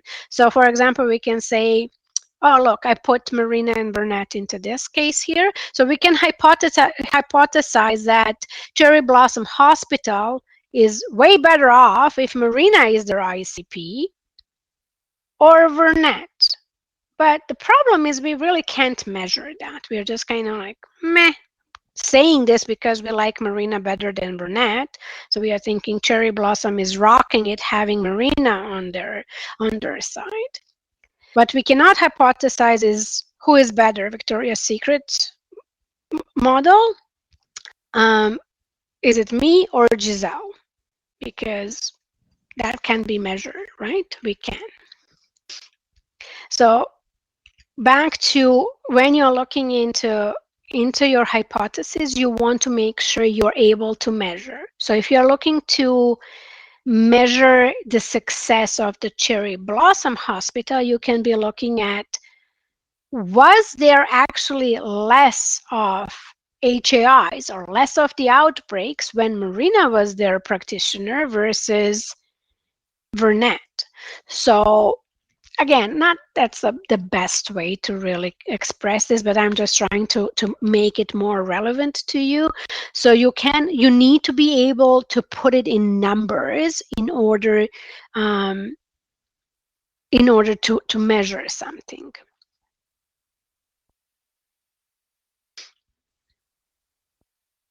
All right, so when we start testing the hypothesis, we want to make sure that we have established first what it is. So either we want to accept or reject this hypothesis. So usually when you establish your hypothesis, through the process, you want to reject your hypothesis.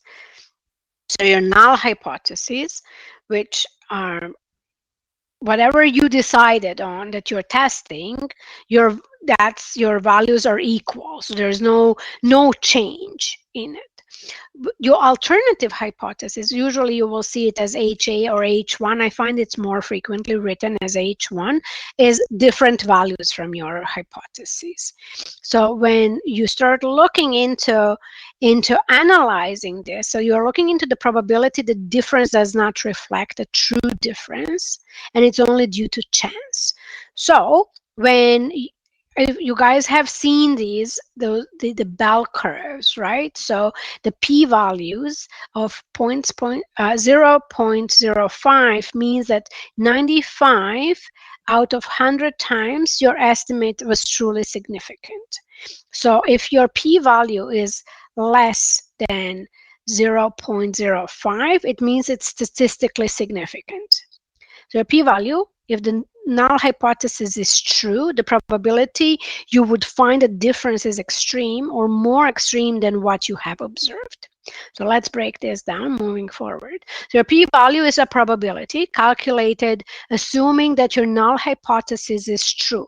So whatever it is, it doesn't matter. It's like usually when you're working through your testing your hypothesis, you're looking to reject it. So it doesn't, the rejection of your hypothesis doesn't prove whether something is right or wrong. You're just trying to establish your value, kind of assign a value to your statement.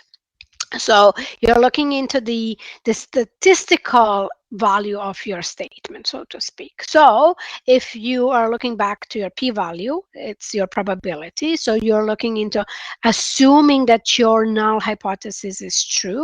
So now you're obtaining a value of this test statistic, and it's at least as contradictory to your null hypothesis as the value calculated from your available sample. So what does that mean? So decision rule base is on a p-value. So remember that when I said that p-value that is less than 0.05 is statistically significant. So this is where we start looking at this null hypothesis and the p-value. So your decision is depending on the value of that 0.05. You're rejecting it if your p-value is less, and you are not rejecting it if your p-value is higher. So if your p-value is equal or less, then there is enough evidence to justify rejecting your null hypothesis. If your p-value exceeds the chosen significance level, that null hypothesis cannot be rejected at that level. So what does that actually mean? So let's see this with now we are putting Sharon again on a spot here because she likes to share her raspberries. So Sharon goes to see her doctor after she ate all the raspberries, and she says, I think I got cyclospora. So what is this H hypothesis for us, the null hypothesis. So in null hypothesis, Sharon is well.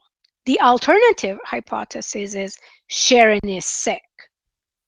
So if we give a wrong assessment and Sharon is actually well, and we say Sharon is sick, she will receive unnecessary treatment. We don't want her on a treatment that she doesn't need. She's well, she's not sick. However, if she actually was sick, and we have said through our analysis, we have identified that she was proven wrongly under the type 2 error, she was shown to be well, actually, while she is sick. We failed to treat her and she continuously having diarrhea. So that's not a good thing either. So she may come back. She may come back to the class, and you see she's baking. Now she's spreading the goodness. So we failed to treat her. She's now spreading even more.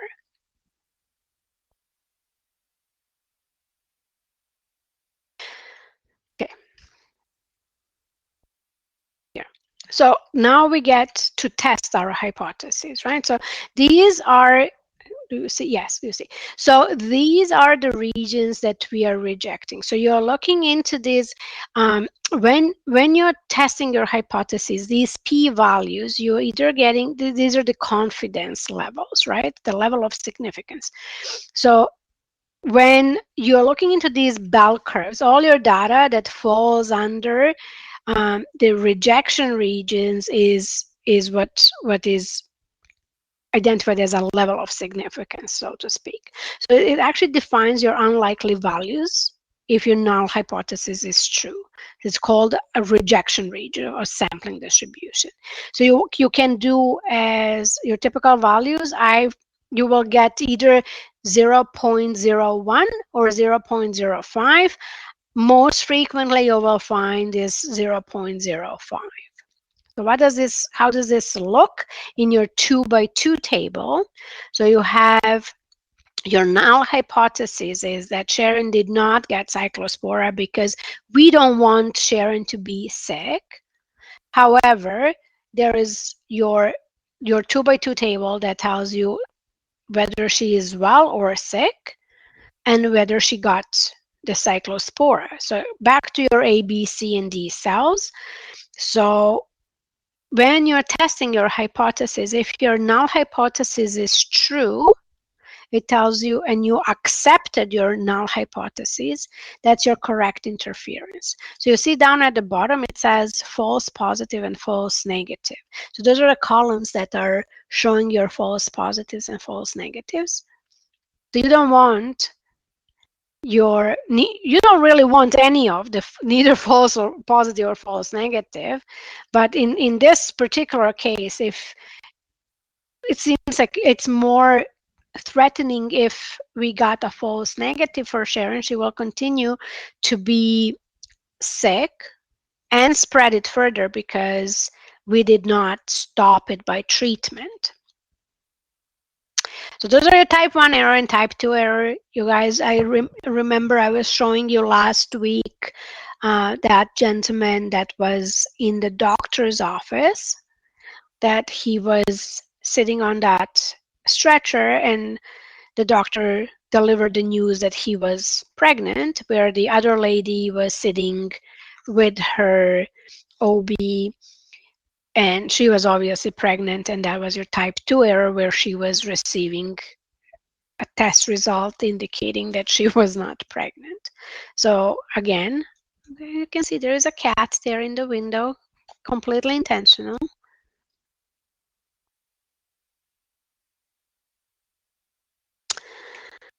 So, sensitivity of your tests. When you are looking into your studies, I think most of you are familiar with the sensitivity and specificity of your COVID test, for example. But let's see in this scenario of our raspberries and how well our test was performing. So the sensitivity is a probability of a positive test among positive patients. Okay. What are the chances that we are going to get a positive test on people who are truly sick, right? So you get your true positive, your cell A, over your patients with the disease.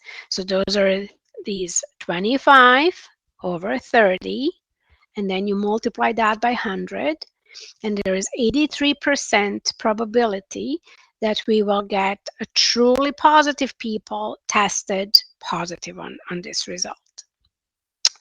So that's your sensitivity. So that tells you how sensitive is our test. It's not the best, to be quite honest. You want it higher, but these are just the numbers I threw out for us.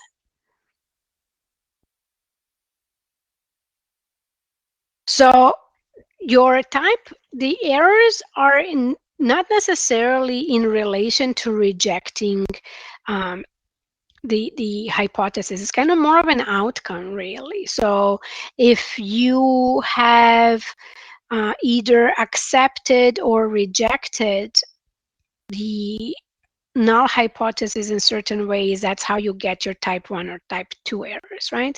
So if you have your null hypothesis that's true and you have accepted it, so that's correct, you want that, right? But if you have rejected your null hypothesis and it was actually true, that's your type 1 error. However, if you have rejected your null hypothesis, but it was a negative result, then it's your type 2 error.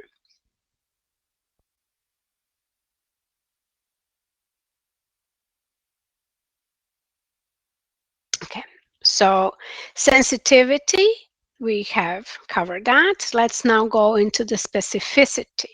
So the specificity is going to tell you the probability of a negative test among patients without the disease. So what are chances that your test will actually be negative in the negative population? So again, I find that these numbers are obviously not the best to reflect the quality of the test, but it's just here for the exercise purposes. So you're looking into your true negative. So those people who didn't eat raspberries and they did not get the disease, so those are your true negatives, and you divide them by the total number of people who did not have a disease, including the ones that have eaten the raspberries but didn't get sick. So that's your negative cases, and you multiply that by 100. So there's about 71% of probability that your truly negative patients would test negative. So this is really not a good test. This test is quite horrible, actually, that I designed, but I wouldn't make any money on them. So when you look you use the same 2x2 table to now compare your sensitivity and specificity. So if you look at your A and D cells, so those are your true cases, right? So they're either true positive or true negative. And then in your B and C, those are your false cases. Whether they're false positive or false negative, they're false. So if you look into these side boxes, so those are what they're referred as positive predictive values or negative predictive values. So you can see that's where kind of you're looking at. Those are the rows, and then into the columns, you're looking into the sensitivity and specificity. So that's kind of how you're looking in terms of rows and columns. And so we calculated these numbers. So your positives that actually tested negative is about 70%. So that's a fairly high percentage of people who got cyclospora and we are testing them negative. So they're the ones that go out in the community and spread the disease. So if this was a example of COVID, you test them and they come back negative and say you're fine, go back and frolic, and they're the ones who are spreading the disease. So you want your tests to be equally or highly sensitive, but also you want them to be highly specific, because you want to identify also people who are actually testing positive while they are actually negative, because in that case you are likely treating them or quarantining these people, and that's the downside of these false positives in negative population. Or that would be your pregnant gentleman in that doctor's office. He's probably going home laughing. So how do we summarize our data here? So you guys have seen this one before, and this is something that you will be seeing quite frequently recurring through this course. It's a line list. So what you guys know what goes in. It's a lot of this demographic data, signs and symptoms, any type of medication, procedures that these patients might underwent, where are these patients, and you also want to be able to track them if they're moving from a department to department or a unit to unit, room to room. So that way you can actually kind of trace back to any of the possible exposures. And line listing these will help you. You also may want to have some of those host factors as a contributing factor. And whenever you're running your line list, whether they're for your regular surveillance or you're looking into your outbreaks, you always want to come back and review and update if there is any changes in the status or results are updated or anything that is new and relevant to these particular cases, you update your line list.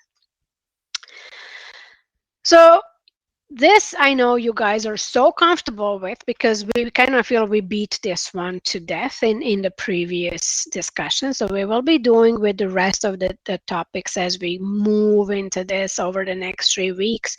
I swear you will know all of these rates, and everything will become a second nature to you, just like you know your modes and medians and means.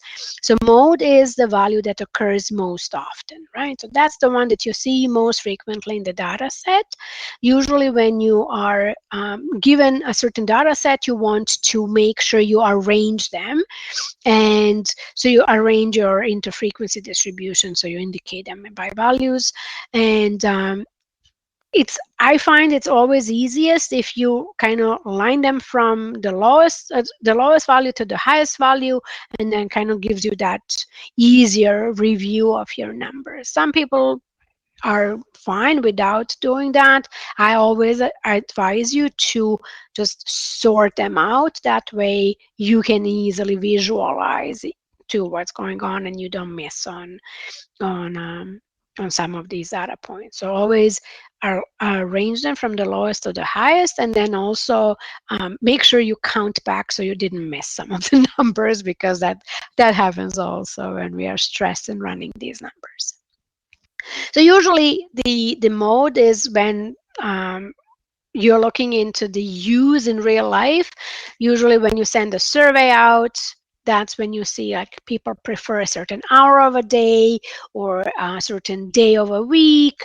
So you can use that for your setting up your vaccination clinics and so on and so forth. So those are kind of uses in real life that you would see. So this is what your mode is. It is the value that occurs most often, and in this case was the number 23. Did you guess that?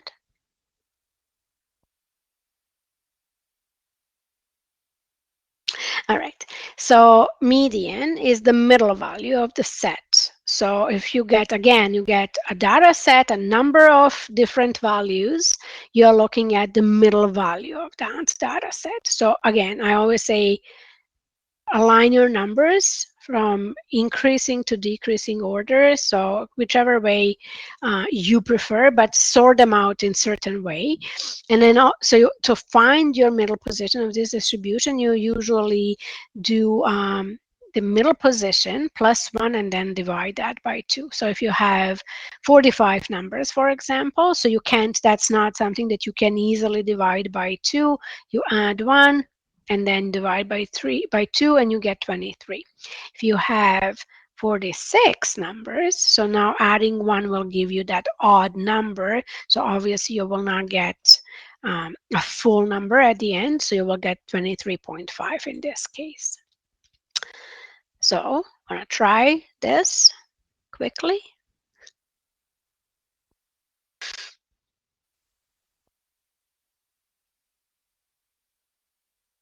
So median is 23 in this case.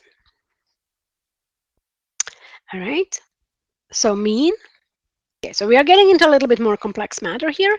So mean is your arithmetic mean or average. So that would be kind of the simplest term is average. So for you who want to calculate this, you may want to kind of read the last line, but sum all the numbers. So you add all your numbers and then you divide by however many numbers are there. So the summary of these numbers is 330.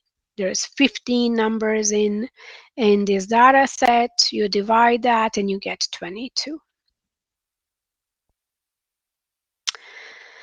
So in your CIC exam, you will likely have shorter data sets, probably like 5, maybe 7 numbers, and they will be asking you what's mean, what's median, what's mode. So you have to be able to quickly add these numbers. So those, I think that would be the most complex calculations you will be asked to do.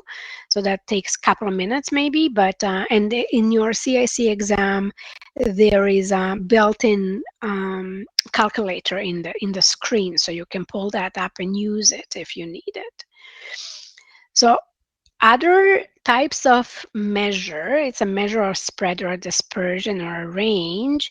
So that's also looking at what is in a data set, again, sort it out, make them from the smallest to the highest, sort them up, and that way it's actually easy to identify what is your range. So the range is from 3 to 56.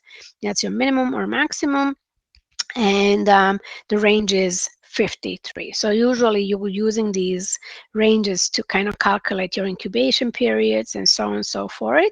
And there is different kind of, it's interesting because you will find that in IPAC world, we don't say that the range is 53. In IPAC world, we will actually say the range is between 3 to 56. So if you kind of think about your COVID, they will say the incubation is from 2 to 14 days, right? So we don't say it's 12 because it's not. It's 2 to 14 days. It's just kind of different way of using the same calculations, just to speak differently. Okay, so your standard deviations. So if you're looking into these data sets, you're looking into this variability in dispersion of these data sets. So I was trying to kind of find a really good place to use these standard deviations in IPAC. Usually I would say if you're looking at maybe collecting certain specimens, and so if you have established a rhythm on collecting swabs monthly, for example, if you want to do your ARO surveillance, this is probably a good kind of statistical method to calculate that. Other people are talking about things like calculating cost or expenses, or so if you want to look at your middle value. So if you look at, so for example, if you're looking into your bell curve here, you see everything that falls under that is falling into these standard deviations. So you always want to start with calculating your mean, and mean is in the middle of your data point. So you want to look at, when you're looking into the quality of information, you want to be the closest to that mean. The further you're deviating from that, it gives you more of that dispersion of data. So for example, like one of the good examples that I thought was really something everyone can relate is salaries, for example. So they would say a mean salary for infection control practitioner is $70,000. Okay, so what does that mean? Is that it could be that the lowest paid practitioner would be anywhere around $20,000, and then on the opposite side you can have whatever 90, or so you want your, yes, you would want that salary to be higher. However, to speak about the quality or equality in the world of IPAC being paid, you want everyone to be somewhat similarly paid. So you would want majority of your data to kind of sit around that mean. So you don't want a huge dispersion, especially in the same team, for example. So you don't want to have one of your practitioners to be paid $20,000 and another to be paid $120,000. So you want them to be somewhat similarly paid. So that's kind of how I think about these when I'm trying to wrap my head around these numbers, and what does this mean in terms of distribution, data distribution. So how do you calculate this? So you're looking into this, calculating your arithmetic mean, then you subtract this mean from each observation, and then you square the difference and then divide that by n, which is a number of observations. And then you take out your square root of the number. So here it is in numbers. It's, if you didn't get a headache by now you're getting it, I'm sure. And Sharon is burning her cake, I'm 100% sure. So for example, if you're looking into your incubation period, so you have, and so your COVID is from 2 to 12 days incubation period. So we want to know what's the standard deviation in this case. So you want to calculate your mean. So you have a number of people that are presented with different periods. So there is 9 days incubation period, 2 days, what is there, 11, 12. So there is 20 of these patients with a variety. So the mean is 7. So now you know that 7 is a mean value for these incubation periods. So what we need to do now is to subtract this mean and square the result. So again, our data set is here. So these are the 20 patients with their incubation periods. So now we know our mean is 7. So now you're putting that difference into this column. I didn't put them all in a table because it's just ridiculous numbers here. And then you square that. So, and then if any one of you is familiar with this, like square of negative always gives you a positive value. So even if you have a -2, it will give you a positive value when you square that. Okay, so now we have these differences squared. So now you have different set of values. So now we have these that are the original incubation periods here. So now we have calculated our variance. So this is how we got, that's difference squared, that's our variance. So now we have to calculate the mean out of that variance. And I will tell you, there is actually a formula in Excel spreadsheet for standard deviation. So like if you need to calculate this, you just enter the formula in the Excel spreadsheet. It's the easiest way.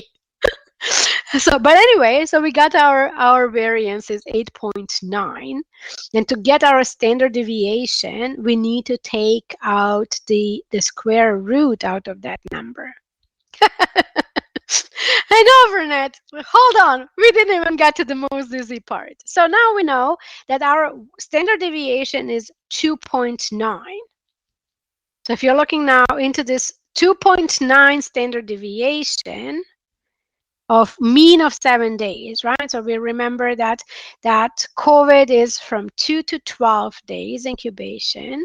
So mean is 7. So 7 is sitting right here at this 0 point. The standard deviation, so we have 2.98 standard deviation. So it's 1 standard deviation to almost 3 standard deviations are here. So what does this tell you? That it's almost 3.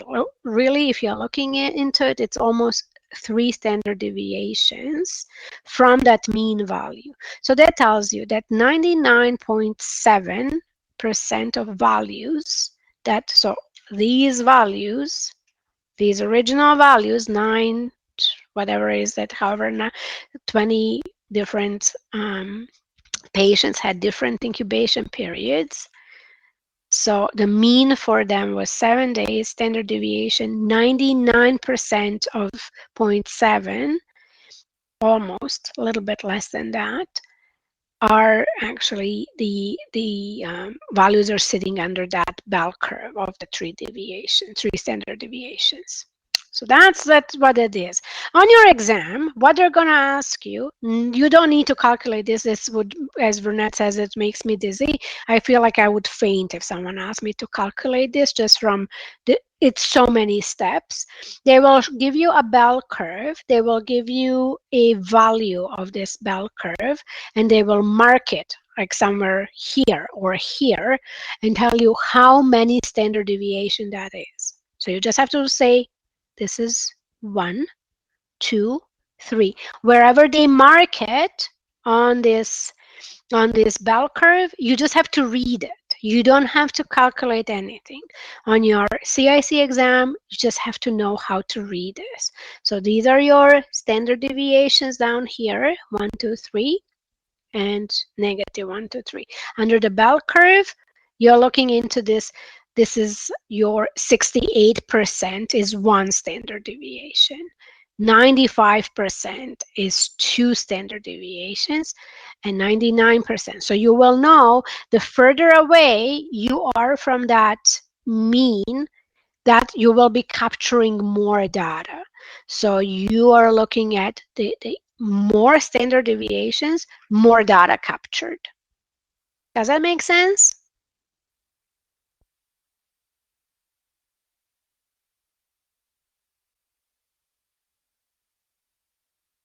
I think I have caused dizziness. Burnett may have fainted. I think the rest of people are fainting too.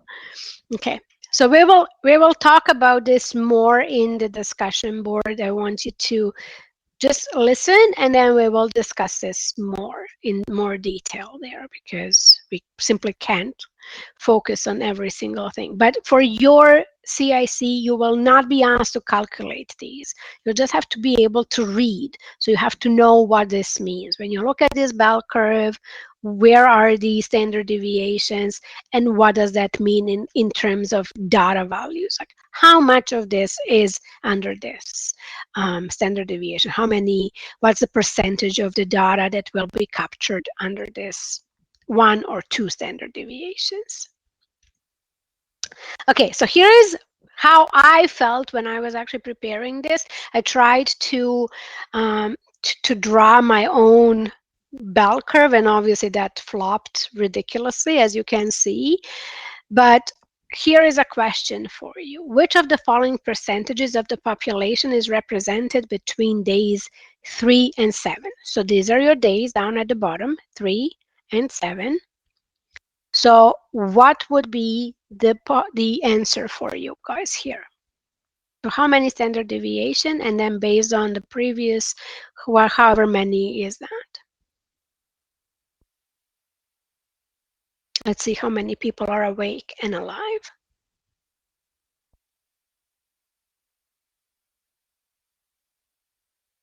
Okay, good. I didn't kill anyone. I'm kind of happy with this. Very good. So it is 2 standard, and this is how it's going to be a question for you, for example, on your CIC exam. This is how they're going to do it.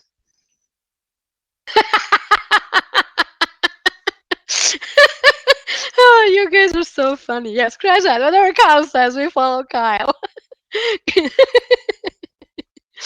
You guys are funny. Okay, so tables and graphs, again, back to our 2x2 table, just in case you didn't get by now that that's where our life revolves around. So this is how we gonna tables. Those are the tables. So you can have those type of tables. You can have a little bit more complex tables. But what is really important for your tables is they have to be, your table has to be so well designed and constructed that it can be standalone piece of information. So they have to be very clear and concise. You want to have your titles in it. You want to be able to, just looking at the table without reading that any of the supporting material, understand what is that you're trying to summarize. So all information in your table should be independent. So if you have a table, send it around to your readers, they should be able to understand what you're talking about. So your tables are always arranged in rows and columns. You always have headings and labels on them. So you want to be labeling your rows and label your columns in terms of what is it? What am I trying to highlight here? And then if you're using any types of abbreviations, or because sometimes it's just the words are so long, or maybe you're using some coding from that you extracted from your electronic charting systems. So just put in a footnote what they are, and so people can actually go back and refer using that legend to read your table. So this is important for your CIC exam, to know kind of what is the makeup of your table. What is your table made of? So you want to be able to say it is a standalone document. You want to say that it does have a heading, that it has have rows and columns that are clearly labeled, and if there is any codes or anything, you have a footnote that describes that. So that may be on your exam as well, that type of question. Then when it comes to your charts, you have these different types of charts that we are using in presenting our data. If your line list is set up in a good quality way, you should be able to extract these run charts out of your line lists. So some of the things that you may be presented with on your CIC exam, for example, is knowing what is your y-axis, what's the x-axis, what are the data points. So you want to have always clearly labeled your axis. You want to have a name of your chart. So this at the bottom looks like as a year from Semmelweis interventions for the hand hygiene. So you really can't tell from this particular run chart, what is it? What is this chart really trying to tell me? I'm looking like there's percents of patients, but I still don't know what it is. But I know from just looking at the data, because I've seen this chart so many times in my life, I know this is the Semmelweis intervention in the hand hygiene in Vienna. But you wouldn't know that looking at this, because there are significant bits and pieces missing for you to know what is this chart supposed to represent. So you can have a bar chart. So you will see something like, in this case, I had the best pet voted for 2021. And the best pet voted, obviously a cat, could be a Persian cat, Sphinx, or domestic. And then in terms of colors, you have your black cat, you have a calico, and you have naked cats. So Persians don't come naked, but somehow these domestic cats came naked. I don't know what happened with them.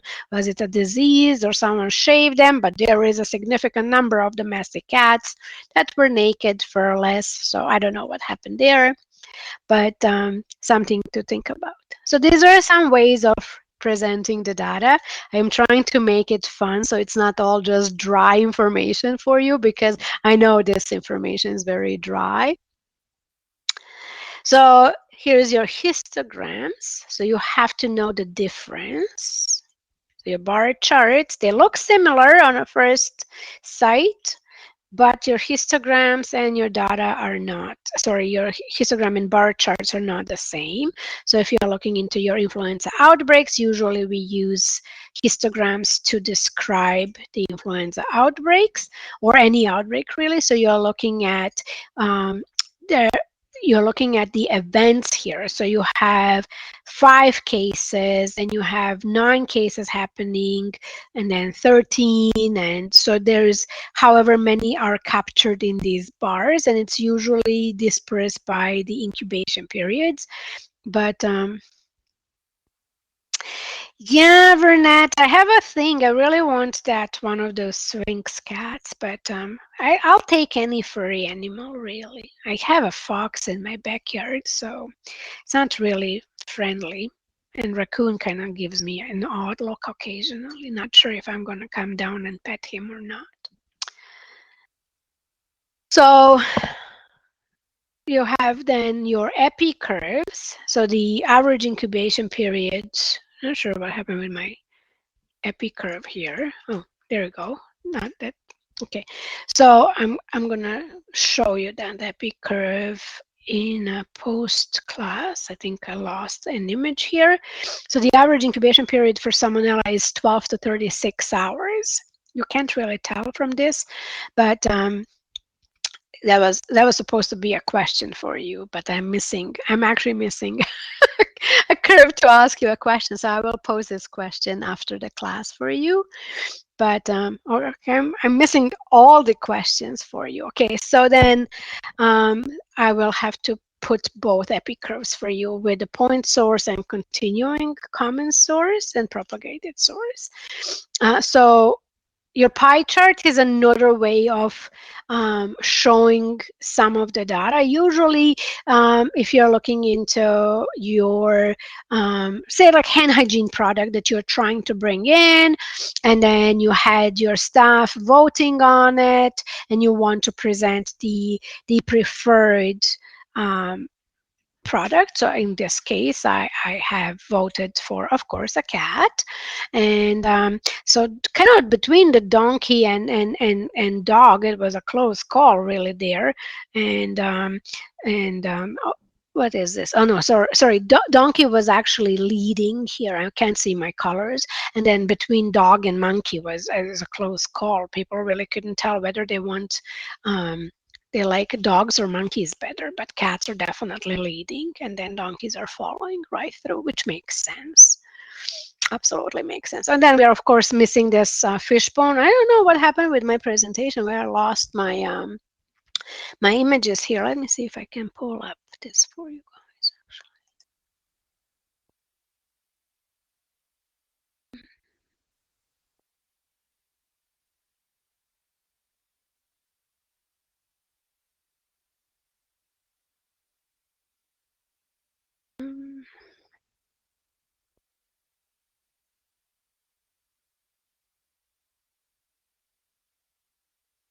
Okay. Yeah, so this one is working.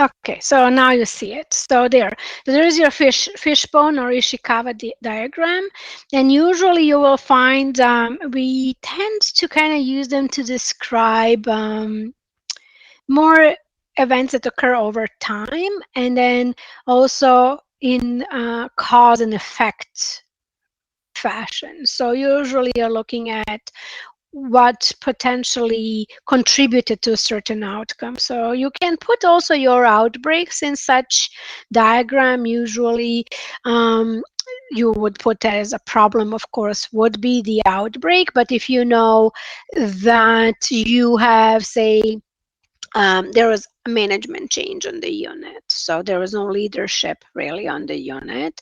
So people were not kept accountable. And then, of course, when the manager left, there was a high turnover. So a lot of new hires. And also at the same time, we brought in new oximeters. So there's a lot of people coming onto the unit, providing training. So there's a lot of confusion, a lot of new people, a lot of new voices. There's also a new piece of equipment that needed to be implemented.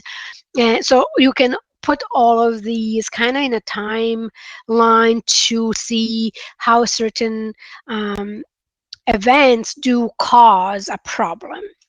So let me see if I can go back to oh, there's your epi curves. Okay, so for example, this one for your salmonella. So you know that the salmonella is, the incubation period is in between 12 to 36 hours, right? So salmonella doesn't really have a long incubation period, so that's kind of really short, and the range is 6 to 10 hours. So when you look at this particular epi curve, what do you think it's most likely mode of spread? Is it point source or continuous common source, or is it propagated person?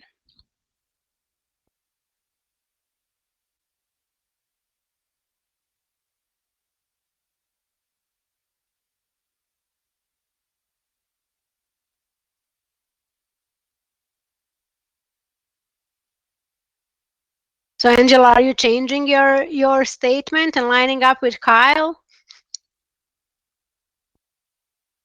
and with the rest of the group?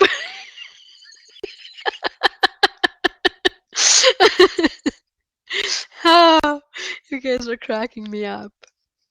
So it's actually point source. So when you kind of, it's interesting when you are presented with situations like this. So when you are thinking about any foodborne illnesses, it is quite likely it's a point source. It's, even though if you don't recognize looking at the epi curve, but let me try explain this to you. So we had, usually with the point source, you will see this one peak go up and down.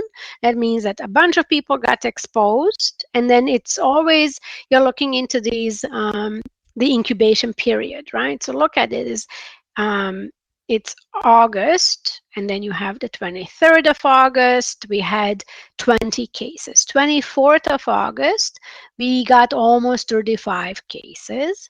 25th of August, we get about 19 maybe. And then 26, we had 5 cases, and then 27. So what likely happened was, probably in a restaurant, there was contaminated food source. So many people went and bought, say, a sandwich, an egg sandwich, and so they had a peak here, and it settled down once it was identified. Maybe public health went and closed the restaurant. Who knows what happened from, we don't know what happened from this chart, but you will see that it just kind of like went up, came down, and nothing else happened from there. And then, so this is a different type of event here. So this is a Salmonella typhimurium. It's associated with a peanut butter. And again, we know it's the same thing. The incubation is the same, but just looking at this curve, so it started off at beginning of October, and it lasted until the following year, until January. And you see that kind of in November went up, and then December we reached the peak, and then we kind of started coming down. So what's your guess on this one? What do you think happened here?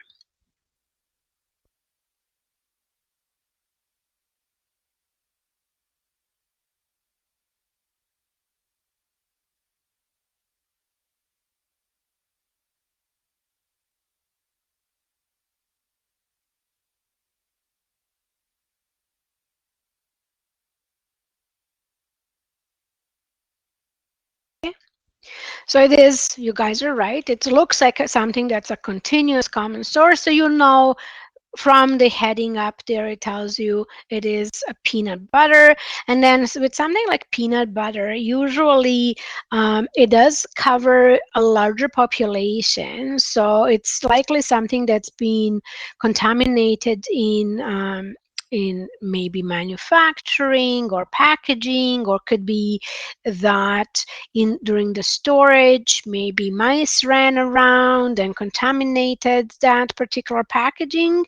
And then you can see it's continuously spreading, it's continuously going from October to January. So it is continuous common sources. So it took them some time to identify the problem, and it continued to spread, but it's common source.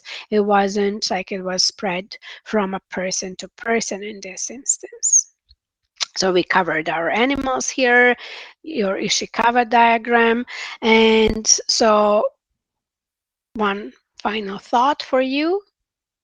A survey was conducted, and the findings are that the average person believes they're smarter than an average person, according to that study.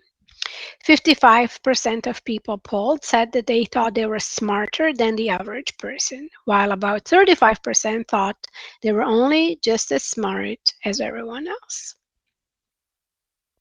So there is something to think about before you go to bed. So is everyone clear on this particular lecture? Is there something you guys want me to focus over the next week with you and spend more time, or is everyone just completely nauseated from the information?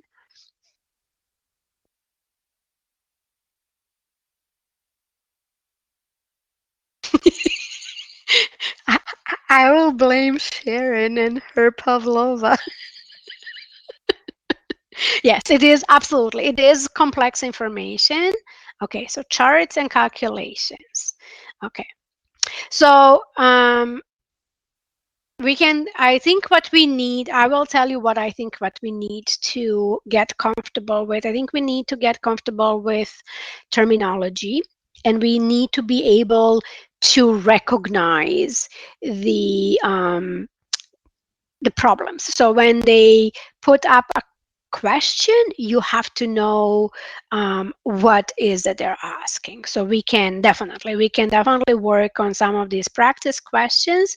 There is CDC actually has a really cool entire section. I will share that link with you. I think I already have in our course here. I think I have shared that with you guys. Let's get to this. So they actually have entire section for the epidemiology. So I will, if it's not there, no, it is there. I shared it with you.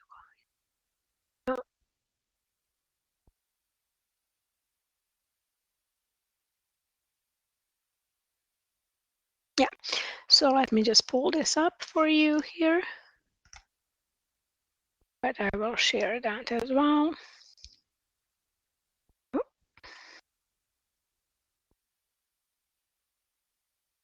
So there is, so we can go through some of these examples. They actually have a quiz there, so we can go through these quizzes together over the next week and see how you guys feel about this. No markings, nothing to stress about, just to get comfortable with some of these materials. So as you can see, so table report or manuscript, what you should include. There's some examples, so we can go through that if you wish. And okay, so I think we wrap up this lecture for tonight here. And next week we will be getting into surveillance and go back a little bit to this of, again, calculations and rates. So we will be, no, the link is already there. So I just checked for you. So I put it up. So the link is already there for you. So, okay, actually, let me show you. So it's right here. Yes.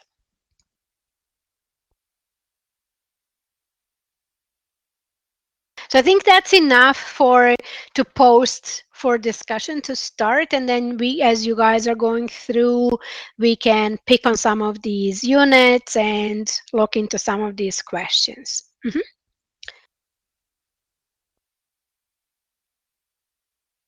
So I just want to make sure we don't get carried away in calculating crazy stuff, because you will not be asked to calculate things. You will be asked to identify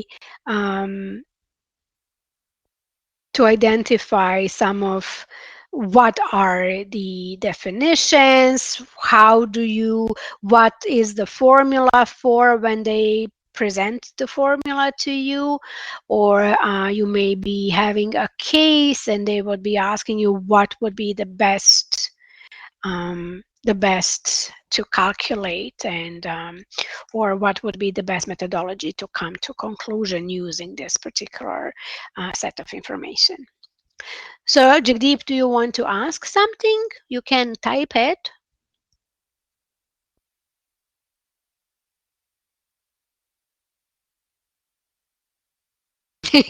All right. So you guys have tomorrow and Sunday until midnight to write the exam if you didn't. I just want to say, try not to stress over it. The idea of the exam is not to cause stress to you. It is to get a sense and a feeling of how your CIC will look, but also to determine where are your gaps in knowledge. So don't stress over it. I'm here to help you through. Some of you said, I wish I emailed you. So yes, please do email me if you have any questions. And I will also say, once we all write and are done, I will go over some of these questions that there is one question that tripped you all, and I can't wrap my head around why. So I will pull some of these that I found quite surprising to me, that you guys all got tripped on some of them. But there is one particular question that everyone got tripped on. So we'll just review some of those and move along to the next chapter. So as of tonight, your final topic is also up, so you can see that as well. Where are you here? So that's ready here. And so you're about to start submitting also and working, finalizing your presentation. So your schedules are out. And yeah, so let me know if you need anything. I'm here for you.